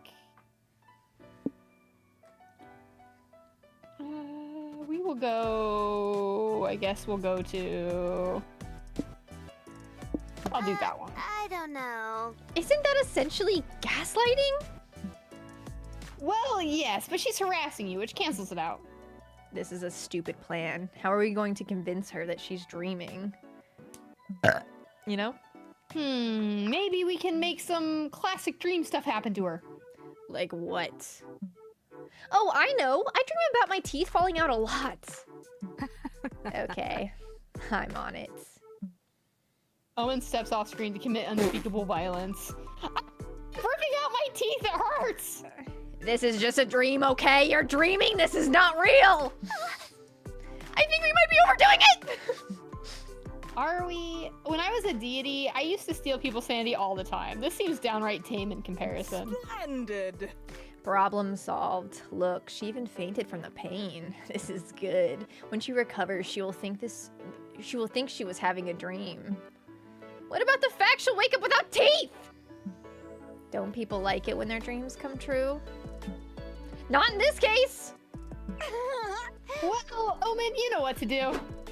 You all spend the next hour putting the teeth back in the fan's gums. It's a tricky task, but also soothing in its own way. Oh You gain +2 charm and lose 2 smarts. Matches, gasoline. Yeah, I'm ready. Okay. My creativity is pretty low, so I guess I'll go to the hotel. You're in front of the hotel wasting time. A taxi stops right in front of you, because why else would you be standing there doing nothing? You're too embarrassed to tell the driver, so you get in and he takes you for a ride. Wow, this city's great. Skyscrapers, several neoplasticism museums, suspicious holes in the ground. No wonder they set up the con here. This truly is one of the top cities worldwide. Too bad there aren't any locations in the game, so there's no art of them. But you can imagine them in your head and gain +2 creativity in the process. You're chilling in the courtyard with Zoe and Omen when you spot Doug in a crowd. Is he mingling? That's not like him. You get closer to investigate. Oh, didn't see you there. Hey guys, let me introduce you to my new friends. They're hardcore fans of Stuck in the Underhouse, like me. Just go with it, please. Yeah, Doug's the shit. He looks just like Frack, the wisecracking skeleton. Come on, Doug, say his catchphrase. Can't crack the frack. Yeah, frack. I totally know what that means. I do not. You haven't played Stuck in the Underhouse? Well, you know what? On a bird. Haha, right, Doug? Of course. Someone give me a knife. Zoe, these people are supremely annoying. Can I stab them repeatedly? I'd be taking it a bit too far. Some fandoms can be toxic, but let's not rush to judgment. What's your favorite gameplay antidote? Mine was when we set a death threat to that streamer for playing it in easy mode. She shat her pants. That was a total frack fest, another fan says. But I liked it even better when we doxed that fake fan who had drawn a picture of Frack eating ass. Can you believe it, Doug? No. Totally. He should have remembered not to frack the crack. Dude, you're saying it wrong. You're lucky we met you IRL or I'd be doxing you right now. I stand corrected. We need to save Doug before he gets bullied or worse. He becomes an asshole too. Trust carcinization, a proven form of convergent evolution in which non-crab organisms evolve a crab-like body plan. If you wait long enough, these fuckers will become crabs and leave Doug alone. That's really funny. Save Doug from this toxic fandom by introducing him to a much cooler, safer one. Fans of cocaine, also known as cokeheads. I like the crab one, I think. You look up an article on carcinization and show it to Zoe. Zoe? Okay, this is the coolest shit I've ever read, but I wouldn't get too excited. Like, don't quote me on this, but I'm pretty sure it usually takes a really long time for evolution to have a discernible effect. Silence, Zoe! Damien is writing a bright future where we all have exoskeletons and built-in weapons, and you are spoiling it.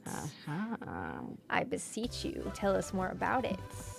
Before you realize it, you're all eating ramen deep into a conversation about carcinization. According to this, carcinization happens due to environmental factors. I don't think the con is a suitable environment. But I wanted these fuckers to turn into crabs now! Give me crabs or give me permission to stab them! Crap, we forgot about Doug and it's been 2 hours. He could be a full-blown toxic fan by now. You get back to the lobby and find Doug all alone. Doug, where are your friends? Doug points to the ground. He's surrounded by crabs. Prince! Prince! The time has come! Fight amongst yourselves, you magnificent creatures! Oh. Everyone turned into a crab but me. Is this a new form of rejection I wasn't aware of? Don't worry, Doug. When our time comes, we'll all become crabs and live happily ever after. Hooray! Your scientific knowledge got rid of those idiots, so you gain +2 smarts. Unfortunately, you also lose -2 fun. Magnificent. Okay. I don't want to be smart, so let's go here. You find a cool shirt like you like in a commercial stand. It costs $3.99 monster dollars. Then you buy a cool zine for $2.99. Then a set of anime badges for $1.99. You then buy a pack of gum for 99 monster dollars. Damn it, you have 4 loose coins jiggling in your pocket. It's annoying as fuck. Luckily, you find a shady guy who whispers, "Give it to me, I'll give you +2 charm." You feel dirty for some reason, but you get stats and your pockets aren't jingling anymore. Oh my gosh. You, Zoe, and Omen decide to visit Liam's Yowie art stand. Hopefully, he offers a friends and family discount. He was the one who likes yaoi shit. The 3 of you find him motionless, staring wide-eyed at a piece of paper. He seems unnerved. You good, buddy? Yes, I'm good. I might even be too good. I was just doing some warm-up sketches, trying to capture Min in the throes of glorious passion when I drew this. Holy fuck. She said it. What is the matter with you two? You look as if you stumbled upon an ambush. Let me see. This is the most... This is the most beautiful cock I've ever seen. I know. Liam, I have a confession to make. I've always secretly thought that your yaoi hobby was stupid. Secretly? You told me twice just yesterday. Whatever. The important thing is that I stand corrected. This penis is the most glorious thing I've ever gazed upon. Are you selling this one? Name your price, I'll give you anything. I will give you $5. Wait, account for inflation. I will give you $5,000! Sorry, I don't think I should sell this piece. It's too much art to be contained in a single page. True. So what should you do with Liam's phallic magnum opus? Draw some underwear on it. The world's not ready. The world is not ready. Eat it to consume its raw power. God. That feels pretty bold.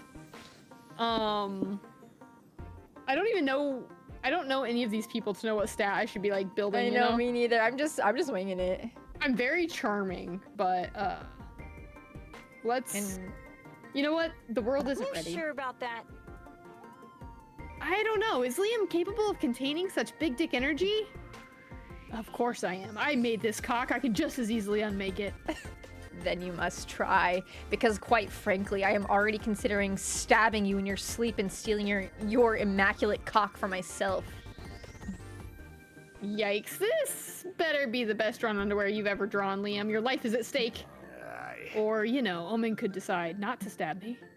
Have you met Omen? This isn't a matter of if, but when. Okay, let me focus. What would be powerful enough to contain this cock? Boxers, briefs, lingerie? No, it's not that simple. I've got it! He starts drawing frantically. 20 minutes later, he shows you all the finished product. What the fuck is that? His name is Shrek. He's a powerful ogre. I've designed a thong in his likeness. I see. This Shrek is a mighty warrior, guarding the prison of the forbidden cock. Goodbye, beautiful cock. I'll miss you, but at least I have Shrek's comforting presence in these trying times. You all stare at the beautiful Shrek thong. Only you four will ever know that it hides an even more beautiful drawing, one that no one else will ever see. This secret has forged a lifelong bond in all of you. You gain +2 creativity and lose 2 boldness. Everybody choose a video game. Say your Baldur's Gate choice. 3! Say your choice out loud before the other player, before advancing. A video game? Yeah. Well, I've been playing Kingdom Come Deliverance, so how's that? Okay. Same kind of game. On how not toxic the fandom is? Yours What did has you- to be better than fucking Baldur's Gate 3, right? Because of the shipping issues in Baldur's Gate 3, and also some of the characters being kind of unlikable, as in being human. I don't know, because like unfortunately, Kingdom Come Deliverance 1 had a kind of a conservative fan base, and so then when like it came out that you could romance a guy in it, like there was a lot of freak out of like, oh my god, bro, is it woke? That's true, but Baldur's Gate also had the woke stuff even without that's that, true. because you know, I'm gonna say yours is least problematic only because Baldur's Gate is also bigger. Yeah. Who you gonna romance? I don't know. Let me look at the tables here. Hey, stranger. This is the last tutorial about the food court, I promise. Did you notice there were some locked dates? Those are tied to plot lines. Some plot lines will first appear organically and catch you by surprise, but once you finish them, you'll be able to trigger them again by choosing their respective date. There are also locked plotline dates at the alone table. Those do not appear organically. You gotta unlock them, and only then you can trigger them through their respective dates. I have to burp. Plotline dates only appear during the first food court date turn, since you'll need time for the plotline to fully develop. Also, they have a spicy meter to better inform the spiciness of the plotline and its secret ending. Anyhow, you must be hungry. Go sit somewhere. Who are you gonna do? I don't know. I was debating seeing if I could get a secret ending for April, but also I could go for anybody who we haven't gone for. Okay, cause I was gonna try Nico, but also they're sitting with April. So, but I could also do Omen, because Omen's been appearing as well. Okay, whichever one you want to do. I don't care. If you're gonna try a secret one, then I won't like harsh or mellow. I will try one, so if you want to go for Omen, Okay, yeah, go for it. Oh, go out to dinner. Spicy. You and Omen go out to a fancy restaurant. My food charred. It takes a while for Omen to understand the difference between a waiter and a minion. Luckily, you're able to talk her out of whipping them when they bring you the wrong drink. At least you know she'll always have your back. What a thoughtful little sociopath. Do you think they serve wine? Oh, damn it. It doesn't have the one. Go out for lunch. Currently. Like, those are locked. Yeah, so what was the narrator saying about the locked paths? They unlock when you do the ending. Like when you get that ending organically. Oh, gotcha. I forgot that I thought that it was like random, so I thought that maybe it had unlocked in the last time we did this, but it did not. We'll go for a walk this time. We go through a lovely stroll through the park. Rejuvenating walk. Towards the end, her feet start to hurt. Who knew? Huge squeaky clown shoes were so uncomfortable. Damn it. So you give her a piggyback ride the rest of the way, even through all the mud puddles. How chivalrous. Now go take a shower. I could have also gone on the phone and talked to somebody. Oh well. On the phone? I'm the artist with the mostest. Before getting to the drawing part of your comic, yeah, you can call a couple of your friends. Oh, this is you. I'm so sorry. You just realized some of your characters look exactly like them. Okay, yeah, it's... We read this last time, yeah? Yeah. Okay. Oh, it's me. What trend from the early 2000s should come back already? Only needing to learn like 3 memes and 4 slang words to sound cool? People actually seeking revenge? Delicious tobacco. When did this why did this trend die out? Wearing pants. Let's do... We want these memes. Yeah. Sick memes. I didn't know it was gonna be charming. Okay, what's your strongest asset when on a first date? You taste like a pumpkin spice latte. You have strong yet graceful knees. Your eyes are soulless, almost as if they were 2 sexy empty holes. You can transform into a tiger. Is it okay if I just go with the funny one? Yeah, just go with whatever you want. I don't care about the stats. I already romanced April. Yeah. Okay. Let's go punch somebody. Okay, for Omen, I'm gonna guess maybe boldness. For Omen, yeah, probably. So I'm just gonna keep going to the expo if that's okay. Yeah, go ahead. I'm freaking Dio. You're roaming around the lobby when a tiny little dude. Oh right, he said this already. Yeah. In this these one, ones go back. in this one too. Right? Or was No, I that thought that was the last one. maybe. Yeah, because I was the one who was there, and I Okay. signed my name. You're hanging in the lobby with Zoe in April when you're given the uniquely horrible honor of being targeted by an annoying streamer. Yo, yo, yo, it's your boy Riz. I'm here with the internet sweetheart who got honkers for days, April 1st. I love the outfits though, they're so cute. So get this, April. I'm an aspiring clown fucker. What's a guy gotta do to get in your cotton candy panties? Big yikes. Ugh, this dude's got major ick vibes, right? It's not just me. Don't be silly! Riz has my total trust and millions of subscribers, so... He's a sentient fart, Zoe! Please save me!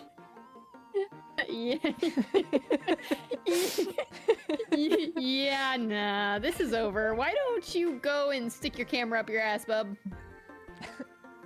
Okay. An ass stream would get good engagement. The streamer sticks his phone into the seat of his jeans and accidentally films Omen stabbing someone to death behind you. Die, motherfucker! Die of my boredom!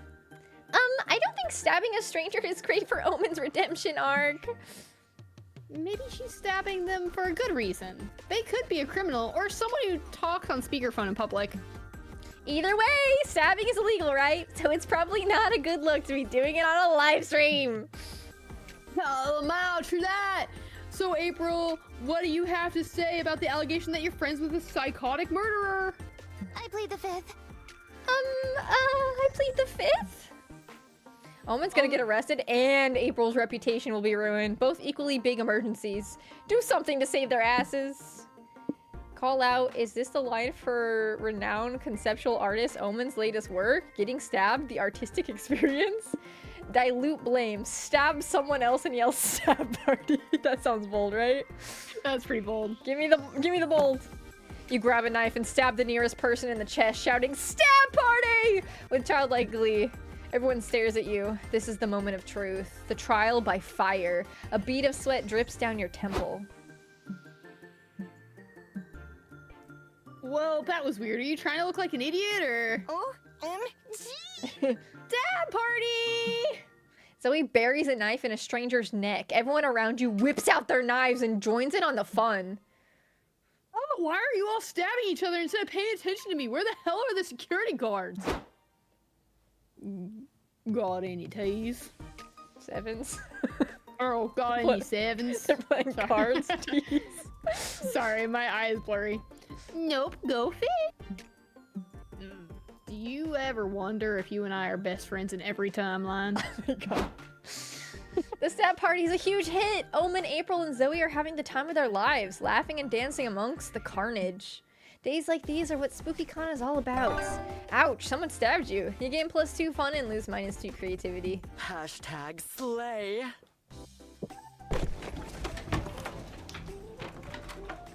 When you're in the hotel room sewing your cosplay costume and you mistakenly sew it to the bed's blanket, Damn it. you could unsew it, but that would mean admitting you made a mistake.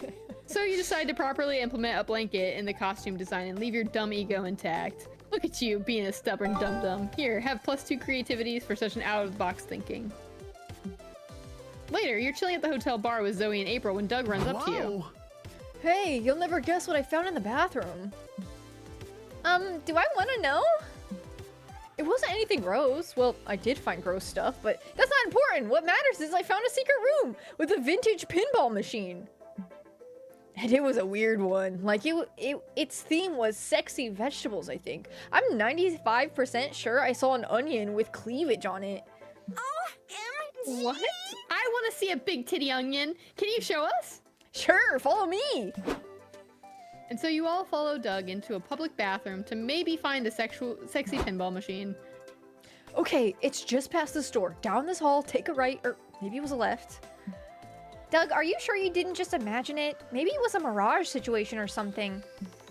No, that manly corn cob with a big bulge I saw? I'm pretty sure my imagination couldn't produce an image like that by itself. April, I love you, but don't you dare stop us from finding a potential new fixation. Oh, Go. You keep going. Soon you don't even hear the sounds of the bar anymore. You're surrounded by windowless hallways, stale air, eerie silence. Don't worry, I've got this. We're not lost. We're just, taking the scenic route. Talk about L's. Ah, yes, the oppressive windowless scenic route. We have to go back! I don't want to die! I don't live in space! I get you. On one hand, pretty sure this is the back rooms, but on the other, sexy vegetable pinball machine, you know? You're pretty sure people die in the back rooms, so you better forget that pinball machine and find a way to escape. As for directions, why not ask that tall guy there? You know he's nice because he's smiling too much. Just pee in a corner, security will escort you out. Yeah, let's go ask that guy. Sorry, I was taking a drink. Who? Him? Oh. Yeah, him. Hey, Oh, he okay. looks like that one guy. You know who I'm talking about? No. He looks like the things in Arcane. Arcane. The things. Yeah, Arcane. The League of Legends thing, the robots. Oh, okay, I get you. Hello. Hello, sir. My friends and I got a bit turned around. Do you know the way out of here? The way to the sexy vegetable pinball machine would work too, good fella. Oh, I'm gonna get the creepypasta ending. Do you need a minute to think about it? That's okay. We've got nothing but time. He's not smiling very wide. Not getting much of a response here. Maybe it's some sort of backrooms etiquette thing? Maybe he just doesn't speak English? I think I remembered some Spanish from high school. Hola, mi quesadilla bonita, ¿cómo es? Do you know what that means? I mean, My quesadilla is pretty. Yeah. And you? How are you? Yeah. Yes, I could have guessed at least that, even though I don't know anything. Come on. Can you get creeped out already? Also, what the fuck was that? You should consider retaking Spanish. So he speaks after all. He's just a bit shy. Don't be shy. Don't be shy, little guy. We're all friends here. Shy, you're pissing me off. Why aren't you running or screaming? You're killing the whole backrooms vibe. Why would we run from you? You seem so nice with your big smile. He's not even smiling. He's not. If I've learned anything in this realm, it's that smiling is a great way to tell people you're friendly, or convince them that you're totally allowed to be trespassing. Why can't you leave already? I don't know. Can you show us the way out? The terrifying but inexplicably kind of sexy backrooms man shows you the emergency exit, muttering the whole time. What a grumpy cat. Some people don't know how to be social, am I right? Oh, sorry. I get it. Making new friends can be hard. I might come back and see if he wants to grab lunch sometime. That sounds fun. You gain +2 charm for making a friend in the backrooms, but lose 2 boldness. Matches, gasoline. Yeah, I'm ready. Okay. I'm bold and charming. And I can't be bold again. I think it'll do fun. You sit down to play a really complicated European board game. You don't want to make a fool of yourself, so you pick up the manual and start reading. Days pass, seasons change, cities crumble, and you are covered in sand. When you finish the manual, you find yourself alone in an empty post-apocalyptic wasteland. Just kidding, you fell asleep. But what you did get to read of the manual was +2 fun. You're playing a board game with April, Zoe, and Omen when you're suddenly cornered by 2 sharp-dressed women with clipboards. Hello, ladies and lady adjacents. Would you mind participating in a quick focus group? We'll give you free chips. We're kind of in the middle of something. I like this idea. Wait, Zoe. I am a lady adjacent who likes free chips. I would like to proceed. Great! So, as gamer girls, tell us, what would be your ideal gaming chair? April, down to clown. Oh, something kawaii and pink for sure. I like things that remind me of myself. I like you, April, but respectfully, your aesthetic can go suck eggs. I think the ideal chair would be smelted from the bloodied armor of fallen warriors and also have good back support. Meh. I want a chair that's practical above all. Or wait, what about a Garfield-themed chair? Can I change my answer to a Garfield-themed chair? Those are all completely different chair designs. Oh god, I'm losing it. I can't see out of one eye. Leave me alone.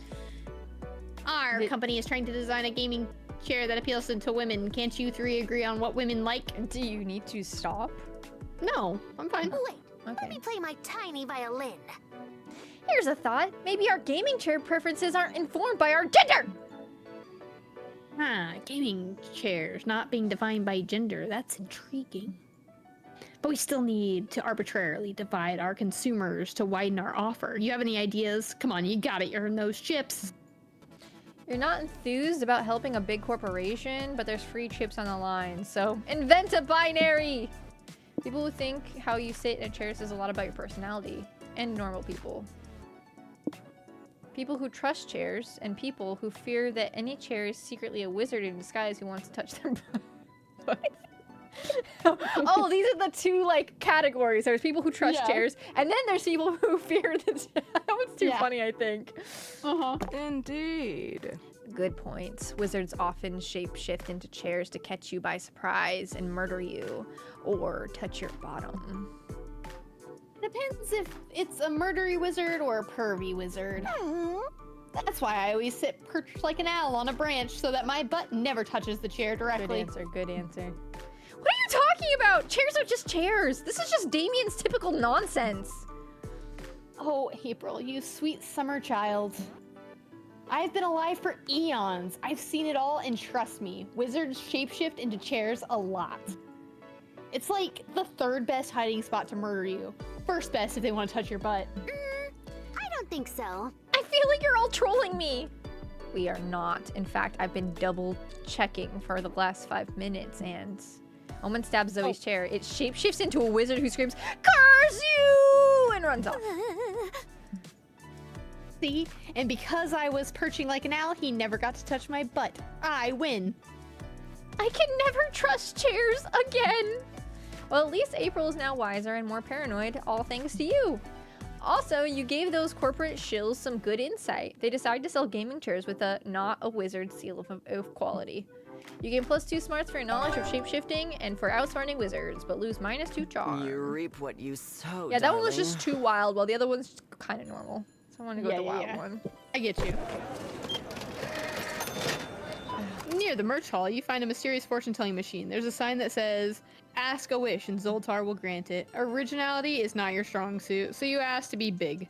The machine spits out a ticket that says your wish is granted. You keep walking around, waiting to get bigger, but you don't feel any different until you look at your butt. Yes, you now have a big, juicy +2 charm butt. Yeah. Wishes do come true. You, Liam, Zoe, and April are browsing Artist Sally's alley, looking for any prints that grab your attention. You end up finding a booth that doesn't so much grab your attention as step on it. Feet of all shapes, sizes, and colors are painted on display here. Ugh. Do you want me to be Hold on. Yeah, go ahead and be feet, ma'am. Since you're Liam and Zoe. Yeah. Welcome, friends. Browse as much as you like. I'm running a sale. Socks on sketches for half off. Wow, dude. When you commit to an aesthetic, you commit. I respect that, but why feet? I merely find them fascinating. Physically, emotionally, spiritually, obsessively. That's all. Perhaps one of you'd like to commission me to draw your own lovely feet. I'm always interested in finding new models. The closest you'll ever get to my feet is getting one buried in your ass! Take a hike, fucko! I was having trouble reading, sorry. That's okay. Because I'm guessing you like hikes. Lots of walking and feet involved. That's all I was trying to say. I'm impressed. You're certainly a master of drawing feet, my friend. I'm impressed. Feet are infamously difficult to draw. God, they really are. God damn it. Everyone complains about hands, but you know what they say. Feet are just the hands of the legs. Do you have any tips for a humble yaoi artist looking to improve at drawing feet? I don't employ... I forgot his voice. I don't employ any specific techniques when I draw feet, honestly. It's more like a kismet or a mitzvah. It's the siren song of the foot, with its myriad bones and lovely soul, guiding my pencil where it must go. Well, the foot siren definitely isn't singing to me. Does anyone else have any advice on how to draw feet? I'll take anything. You may not have advice, but you do have random bullshit you can pass off as advice. Draw a pair of shoes, then erase them from your drawing. Voila! Now the feet are showing. Switch lives with someone, for you know what they say. You gotta walk a mile in someone else's shoes if you want to know their feet like really well. Oh, come on, we have to draw the shoes and erase. That makes no sense. That's funny. That makes no sense. Don't be dumb, Milo. Now, Liam, you shouldn't call them dumb. We don't know what intellectual challenges they may have. Fuck it. I'm desperate enough to give their method a shot. Zoe doodles a character on her tablet, then she deletes the layer with the shoes and... Wow, there really are feet under there. Thanks for the life hack, Milo. What? Well, that makes no sense. There can't be feet there. There can't be. Liam draws a naked man wearing shoes in his sketchbook. You can tell he's stressed because he barely spends any time shading the scrotum. When he erases the shoes... Oh, look at that! He has feet now for some reason. For no reason, in fact. How silly! Reality is broken, chaos reigns! I keep screaming, but God won't answer! Look at the bright side. God may be dead, but I can draw feet now. It all worked out. You win some, you lose some. Like how you just gained +2 creativity, but lost 2 charm. Life is all about balance. We're halfway there, halfway there, halfway there. More than halfway. Brain, give me something. Pass me the crayon. Love is fickle, but at least you have your comic to rely on. Time to brainstorm.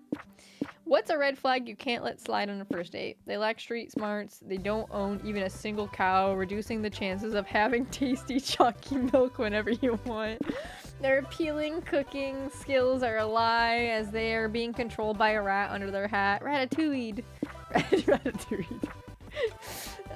What the fuck? What's the real... You're right, it's Ratatouille. Oh His my name is God. Remy, though, the rat. Maybe His that's name's what I was Remy. thinking. I was like, no, I'm not saying it right. They happen to live in the sewers, which probably affects their personal hygiene. I gotta do the chalky milk one. We're fun. Time to expand my brand. Why haven't you finished that big project you told everyone about? You want to fuck a lot of people first. An ancient curse. A creature living under your bed told you that you should wait. You don't want to be rude to the bed creature, frowny face. Frowny face. Big oil is pressuring you not to. They probably feel threatened by you, as they should. God. I want the frowny face.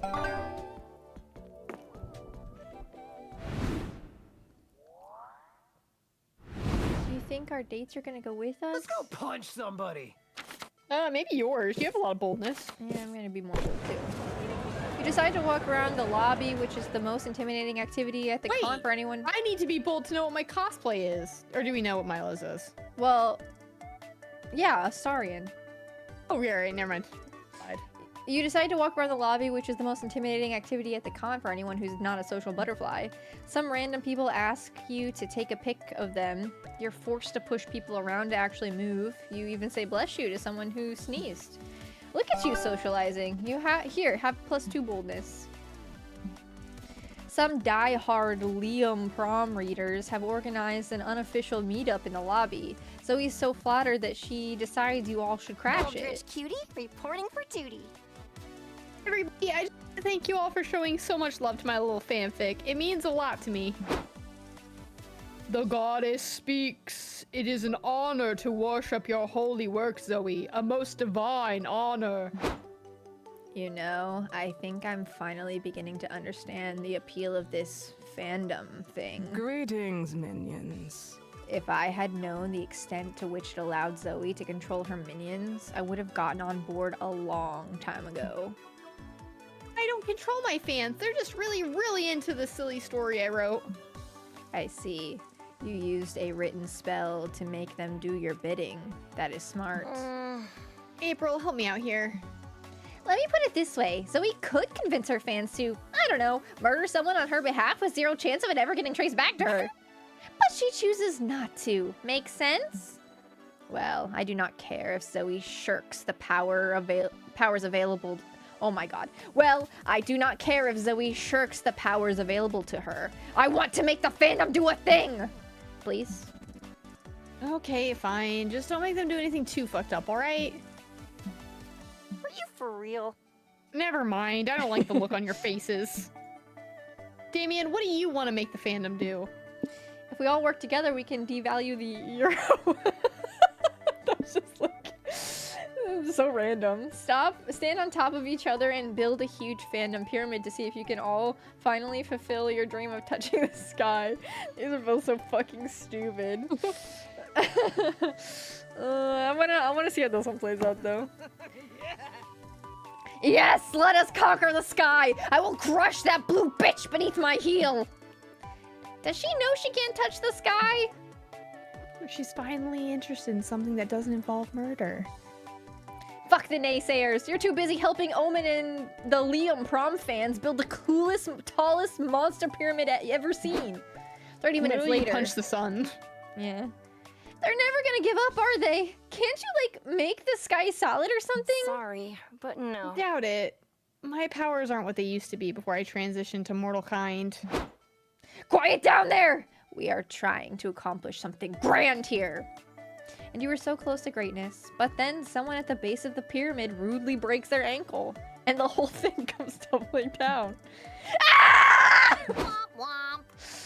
Ouch! You alive, Omen? Can you feel me going through your pockets? I am spectacular. I did it. I felt the sky in my fingers. What? That's impossible. You can't touch the sky, silly goose. Maybe you cannot, but not even the elusive sky is safe from the undefeatable Omen.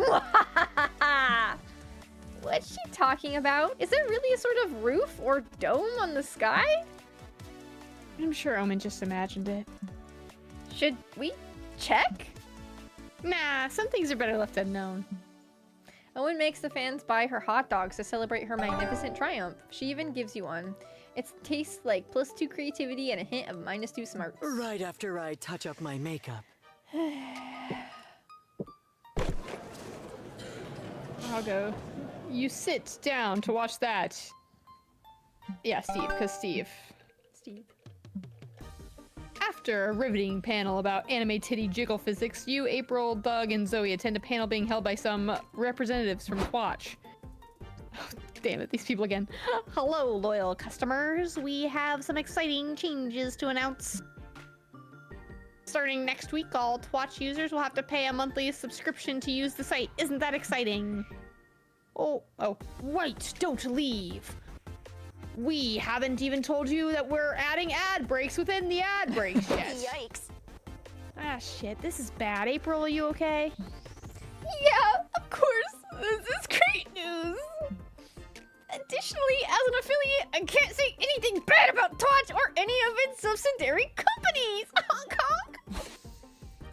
This is it. Streaming's dead. It is dead in the water, just like my dreams and that boy I drowned in 1st grade. Haven't I suffered enough? I'm gonna have to move back in with Mom. And she'll do the mommy's always right juggling routine all night. I can't take it. I just can't. April, blink twice if you're in danger. Blink, blink. You can just stream on a different website, can't you? I'm sure your fans will follow you anywhere. Twitch pretty much has a monopoly on online streaming services. People won't abandon it just to watch me. Yeah. I will, and I'll convince my Discord friends and the guys from the comic book store to do it too. We'll rebuild your fan base in no time. Doug's efforts, while sweet, can never recover April's modest streaming empire. There's gotta be another way for her to keep her followers. Who needs Twatch? Entertainment is always evolving. From now on, people will go visit streamers at their homes to watch them live. There's too much fear around losing your audience. Quality over quantity. Focus on an audience of one, but really care for that one person. I gotta do that one. I don't want people in her house. That feels bad. Works for me. Of course, losing subscribers is always stressful, but the important thing is to keep at least one very good subscriber. And so you all head to the home of one of April's subscribers. Whoa, April 1st. Yeah, because you have 2 people.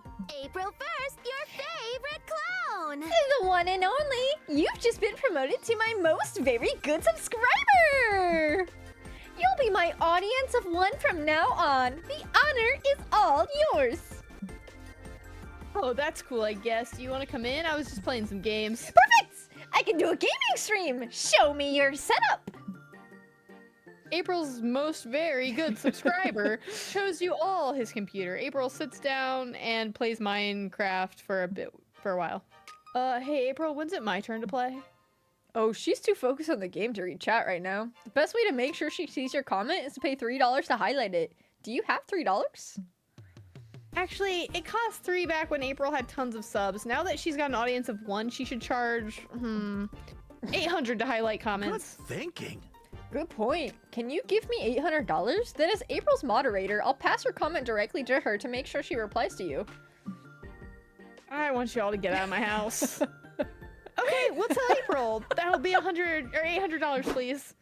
It's a long ride back to the con. Cheer up, April. He clearly just wasn't the right subscriber to become your 1 subscriber. Yeah, especially considering he unsubscribed. Don't worry, April. I'll never unsubscribe to you. If you only have 1 fan, I'll be that fan. And if you have no fans, I must be dead. You're the best. Aw, you're the best, Doug. That is actually very sweet. Yeah. April will always have you and your friends in her corner. Plus, she still made $800. You gain +2 charm and lose 2 fun. Set the world You're so fucking on fire, charming. baby. I know. Like, too much? Nah, it's fine. Maybe, I don't know. I don't know who's the one who even likes charm, so... Don't know who I should have gone after. It just felt accurate to Milo. I was gonna do some more... What do you want? Yeah, it doesn't matter. Do whatever you want to do. I'll do a little bit more bold. Oh, I can't do bold. I can do fun, though. I'm gonna do fun. You sit down to play the experimental new TTRPG called Dancing with Dragons. It's a typical tokenesque fantasy setting, but all battles are decided in DDR matches against your opponents. Awesome! You carry your party because you've got moves for days. It's a little unfairly skewed because your game master is a broken foot, but that's not your fault. You gain +2 fun and kicking ass with your S-rank DDR skills. Omen and Delga are assigned to judge the competition tarot tournament. You and Zoe have time to kill and decide to tag along. Yo, judges, we need a ruling over here. Doug, con volunteer. What's the problem? I ran a competition tarot club in middle school, so I could probably help. My opponent cheated. He played a 9 of Wands, which can only be played during during the fortune phase if it's in the future position. Unless I have... Oh, we both had the same voice. Go ahead. Unless I have an elliptical cosmic guardian on the battlefield, which I do, she's lying to try and get me disqualified. Okay, I have no idea what most of those words meant. The meta's changed a lot since my day. But I've got a copy of the rule books. It's only 74 pages long. I bet I'll get the gist if I speed read. BRB! Who played this card here? I admire its avatar's rippling pectorals. I played it. It's my Mercury card. I see. You should win. The Mercury avatar is hot, both in the attractive way and the closest planet to the sun way. Ooh, what about this one? What's this guardian called? Venus, according to the text printed beneath that boobily breasted bust of a cosmic woman. Yeah, she's sexy. I ship her with Mercury. Their ship name will be Summer Lovin'. All of this is irrelevant to the card game! I can't remember the voice. Real? Their love isn't irrelevant to me! This conversation is cutting into your valuable flirting with your friends time. Figure out which player cheated so everyone will move on. Liar, liar, pants on fire, right? Throw a lit match of the player's pants and see who burns. Conduct a karma audit on the alleged cheater to see if his karma has recently been deducted for cheating. I think this one's more in I'm just role-playing Damien. Zoe, would it be morally permissible to light someone on fire in this context? I mean, the saying does go like that, and I don't think it's evil if it's in the name of investigation. Yes! Yes! Give me some matches! Omen lights both of the players' pants on fire. They howl and writhe in burning agony. Gasp indeed. Fire is so breathtakingly beautiful. Oh no, I was gasping at the plot twist. Both of them cheated. Gag upon your bitter failure. Despicable. You deserve your horrid fate, you filthy cheaters. let's use this as a teachable moment to remember that cheaters never prosper, Omen. I see that clearly now. We should have more teachable moments involving fire. I found the rule! The elliptical guardian does allow the Nine of Wands to be played during the fortune phase, but not if Venus is also in play. He did cheat! Yeah, duh, they both cheated. Look, they're both liars with flammable pants. Golly. Oh, gosh. Honestly, I think you're better off not playing this game anymore, bud. Just look at what happened to these two. You all decide to treat yourself to some takoyaki to celebrate your being great judges. You gain +2 boldness and lose -2 smart. Death is not the end. What do I need to do? I guess be creative? Sure. Uh-oh. Except, uh-oh, you feel a rumble in your belly. There's no time to take off the costume, so you'll have to poop in cosplay. It's a strange experience. You rarely see a fictional character pooping. Your toilet-based cosplaying gives you a better understanding of the character. Here's +2 creativity for broadening your knowledge in such an unexpected way. Later, with feet sore from walking and arms sore from carrying all your impulse purchases, you head back to the hotel with Zoe and April. It's fucking crash? Fuck, I'm exhausted. Me too. I love doing these con things, but they're a lot of work. No kidding. This is the first time I've been a featured creator at a convention, and don't get me wrong, I'm super grateful. But between the roundtables, the panels, the meet and greets, and just generally being on all day, I'm about to crash and burn. Yeah, fame can be tiring, but I push through because I love it! And because if people ever stop paying attention to me, I will literally die! I meant figuratively. No, I didn't! So, what do you do to decompress after long days like this? Sometimes I practice my guitar, or stream Minecraft, or redo my makeup over and over and over until it finally covers all my flaws. What? But none of that's even relaxing. Milo, this is an emergency. We gotta help April relax. Stat. If your lives are too stressful, just live someone else's lives. Go to the hotel bar and do some light roleplay. It's time for some prank calls. Tell whoever answers the phone that you've kidnapped their daughter and demand $12,000 for her safe return.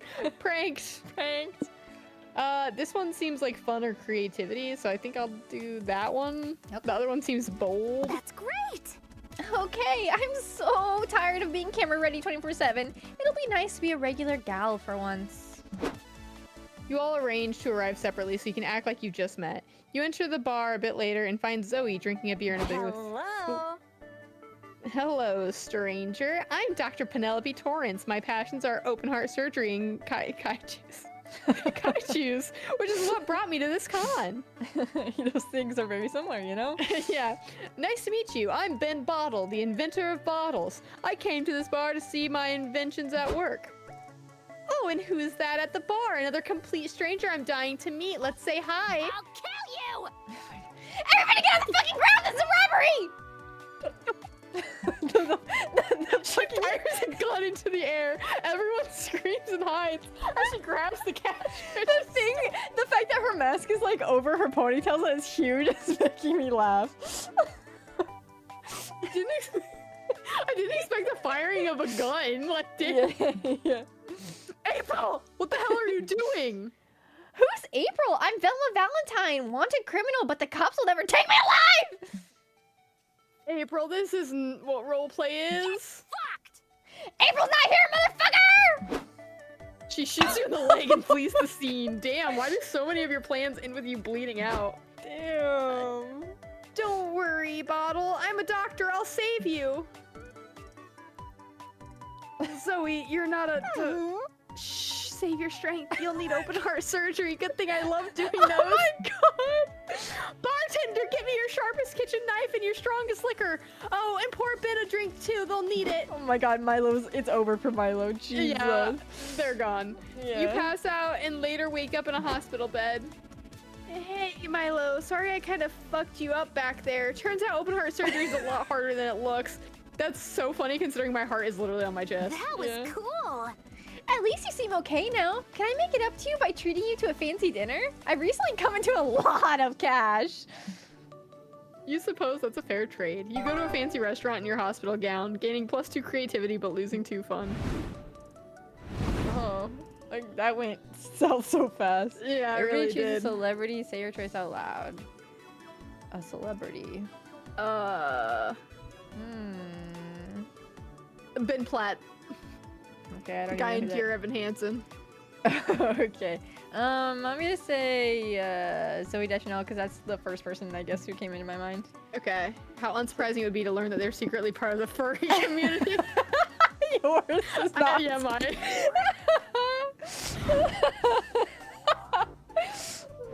Sorry. Anyways.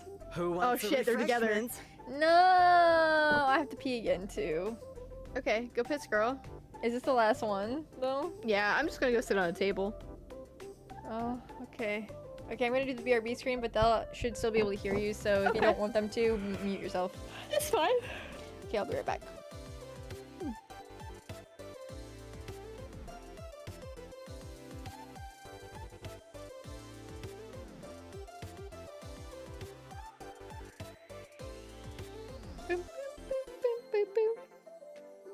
I can't actually see anything, so. Hi, everybody.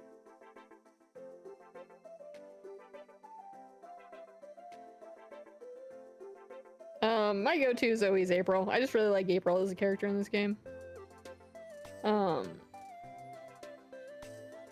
And you know, maybe one day April will return for more. I actually got her first secret ending, so that should open up more secret endings for me, but we're not playing on mine, so I can't actually do that. And I got that confused at the beginning of the run. Otherwise, I wouldn't have gone after April again, since we already knew. We already saw April's ending, so. Oh, for my celebrity, it was Ben Platt. So hey, Cormac. Yeah, these games are notorious for being a lot. Like, a very long games. I don't think I've ever 100%ed any of the games, so.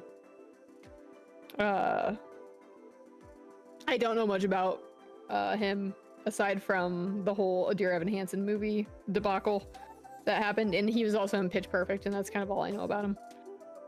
But like the characters he's typecast as, definitely wouldn't be surprised if he was like furry, because you know most rich people are furries because they're expensive. That's an expensive hobby to have.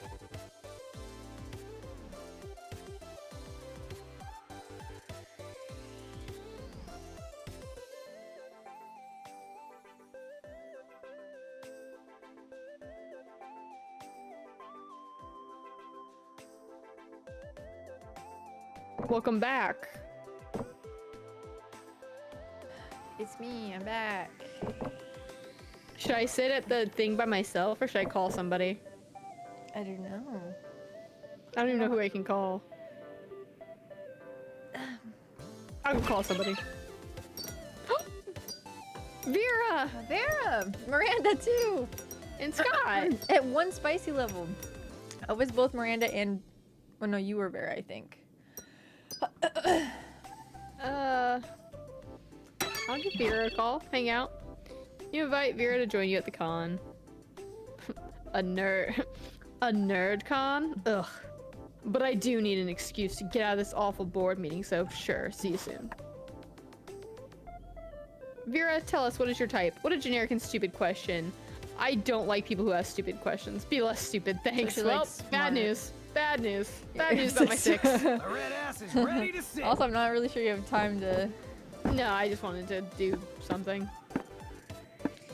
Okay. Hobbies, getting used to the modern world, the spooky cotton friend group. You guys, I bet you guys would really, get along about your hobbies, because you both like to stab people. We're very similar, I would say. Yeah, unfortunately you are both these people. Well, yeah. Well, yeah. Eating hot dogs. What? That isn't a hobby. A pastime, then? It's surely a way in which I adore passing my time. You really like hot dogs? I do. And one thing I do not like, doctors. They keep telling me I should not eat so many hot dogs. Complete morons. Hot dogs, hands down the best thing to happen to me after imprisonment. But wait, aren't hot dogs a thing that have existed for for more than 100 years? I'm pretty sure they were invented in Frankfurt in the late 15th century. Yikes. Dang, why does my brain retain these things but not my old passwords? Do not beat yourself up, Damien. Your brain isn't your greatest asset, but this is something we have all accepted by now. You should accept it too. Okay, but then how do you explain not knowing about hot dogs? They existed back then! Shut up. Excuse me for not knowing about this one food during the 25 years I had before getting imprisoned. This is the thing. The one thing we did not have back then was this internal net thing. Oh my god, I'm struggling. I'm losing it. So it was pretty plausible for people not to know about a certain thing if it didn't happen in your vicinity. For example, I did not know about the existence of karate either. Makes total sense. Huh, that makes sense. It does, but then again, your brain isn't your best asset, as previously stated. It follows that it doesn't process common sense very well. It's a bit of a tragedy. And you want to know another tragedy? That I've come to know about hot dogs when I have half the hands I used to have. What? Omen only has one arm. Oh, okay, that makes way more sense. I was like, 4 arms? 3 arms? I could use one of mine to help you stuff hot dogs into your mouth. Would you do that? Really? I would owe you big time. Don't mention it! Sorry for being mean to you, Damien. You might have a weak brain, but you make up for it with a strong heart. Thanks! You run to the hot dog food truck, where you proceed to feed hot dogs to Omen. It's nice to spend time with your friends trying their hobbies. Wait, it's happening. No. It's not happening. We're writing.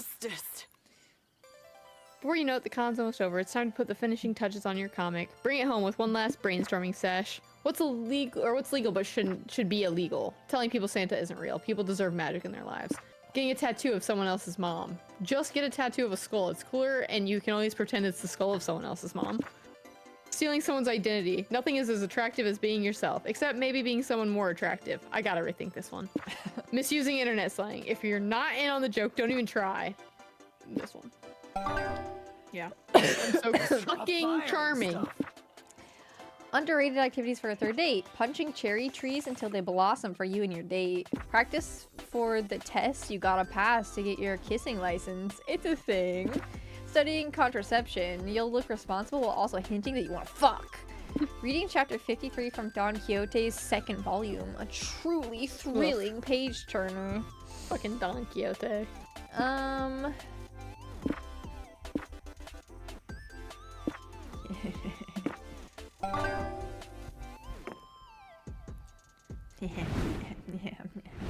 I get to have one day with Vera. Oh shit, nope, it's the end, right.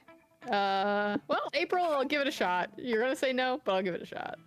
You have to sit with them both? That's stupid that they would lock you out of it, well, though. I don't know if I have to, but I don't think almost I picked have April, holy shit. I don't think I have the skill for her. I'm hoping boldness. I've never been turned down from her, though, so I'm okay with that. Yeah, I don't have a lot of fun, so I don't think. Finally, the art gang gathers round to put the pieces of your masterwork together. Time to see the fruits of your labor. Oh! Everyone wants to kiss me on the mouth is set to be the next harem sensation. Jacqueline is a humble country girl who moved to the big city in search of someone who can explain to her what yeet means. Little does she know that what she'll find is love. Due to fate and the precarious state of the economy, she'll end up sharing an apartment with several smoking hot roommates. The roommates all have one thing in common. None of them can resist Jacqueline's eyes, which are basically two sexy empty holes. There's the buff, ever horny Morty, quiet handsome Mamini, seductive breathtaking Milo, and many more. If this wasn't enough, Jacqueline will also struggle to get used to the urban life's most puzzling aspect, its lack of cows. No chalky milk. Ah, poor Jacqueline. So many changes and so many suitors, but she can't decide who to reciprocate from for one big reason. The creature living under her bed told her to wait. Goddamn, sorry. Only one thing is clear. There will be lots of kissing on the mouth. Nice. Milo, you're back. Well, don't I you wanna thought be you were Milo? still. Huh? I don't know. You were everybody last time, weren't you? No. Oh, no, I guess you weren't. I guess we did switch it up. You can be Jacqueline. Milo, you're back. I thought you were still mad at me after I stole your identity as a prank. Oh, I see. You had a vision. Yeah. Jack, I could never be mad at you. Actually, there's something I've always wanted to tell you. Oh my god, they're drawn so cute. Milo, you bastard! I heard from the sheep! We swore none of us would kiss Jacqueline on the mouth until we passed our final kissing exam. Well, I realized that maybe Jacqueline should have some say in it. Also, fuck you. Hey guys, what's happening out here? To be continued. To be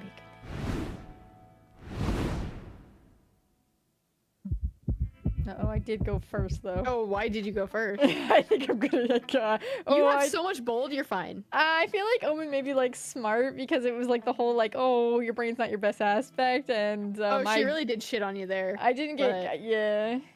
You finally gather your courage and ask your beloved to go to the con after party with you. You are asking me on a date, just like that. How times have changed. Previously, my suitors would have groveled at my feet just to feel my hand wrapped around their throats. I mean, I could be persuaded to do that if you want. Later, perhaps. For now, let us party. I can actually. Oh, it's unlock cute! These You do the same chains. thing. Yeah, it's super cute. The after party was glorious. Omen arrived in their finest armor, wielding their finest flail, and announced that they were here to conquer the festivities. You could have tried to stop them, but what can you say? You're a sucker for a beautiful person who can kick your ass. The cops aren't, though, and you were both arrested for the bloodbath you two caused on the dance floor. At least you and Omen got to spend the night in jail together. Who knew fucking in a holding cell could be so hot? Damn. Well, I'm gonna get turned down, probably. No, finally- getting turned down goes first, I thought. I don't know. And ask my beloved to go to the after party with me. Okay, yeah, she said yes.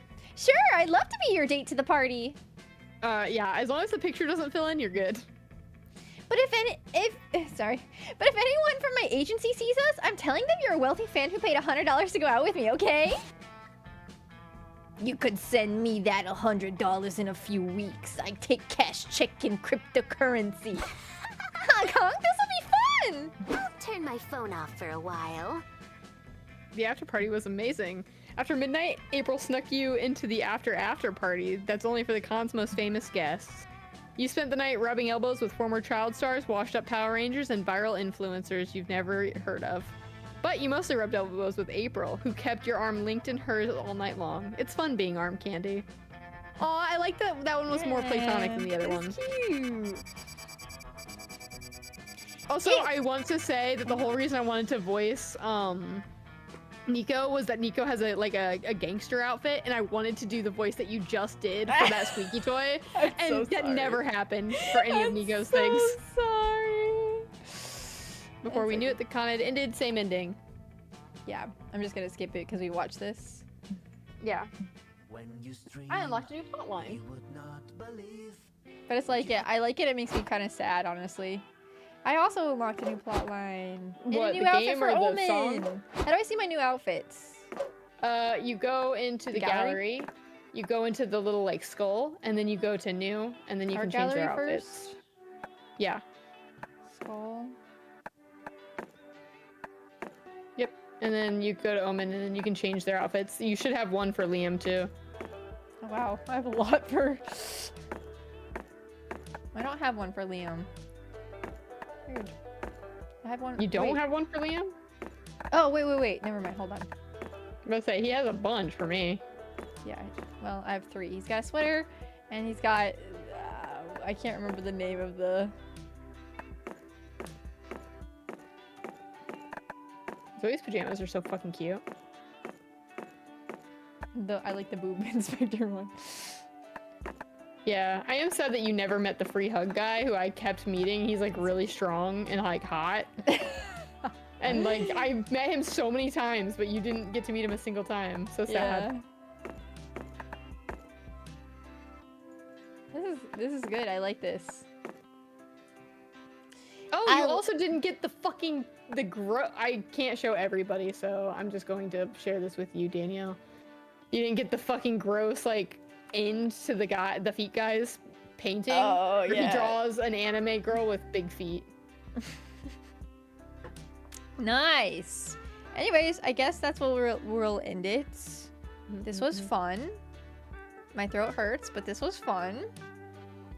I did lose my ability there at the end to read. That's fine. I never had it. That's not true. I've never read before in my life. I've I also kept never- saying visitors instead of villagers. Yeah, but you get it though. Like sometimes you know, and your brain your mouth just can't. Anyways, hope you guys enjoyed. I did. I will see you guys next stream/video. Bye, everybody. I guess.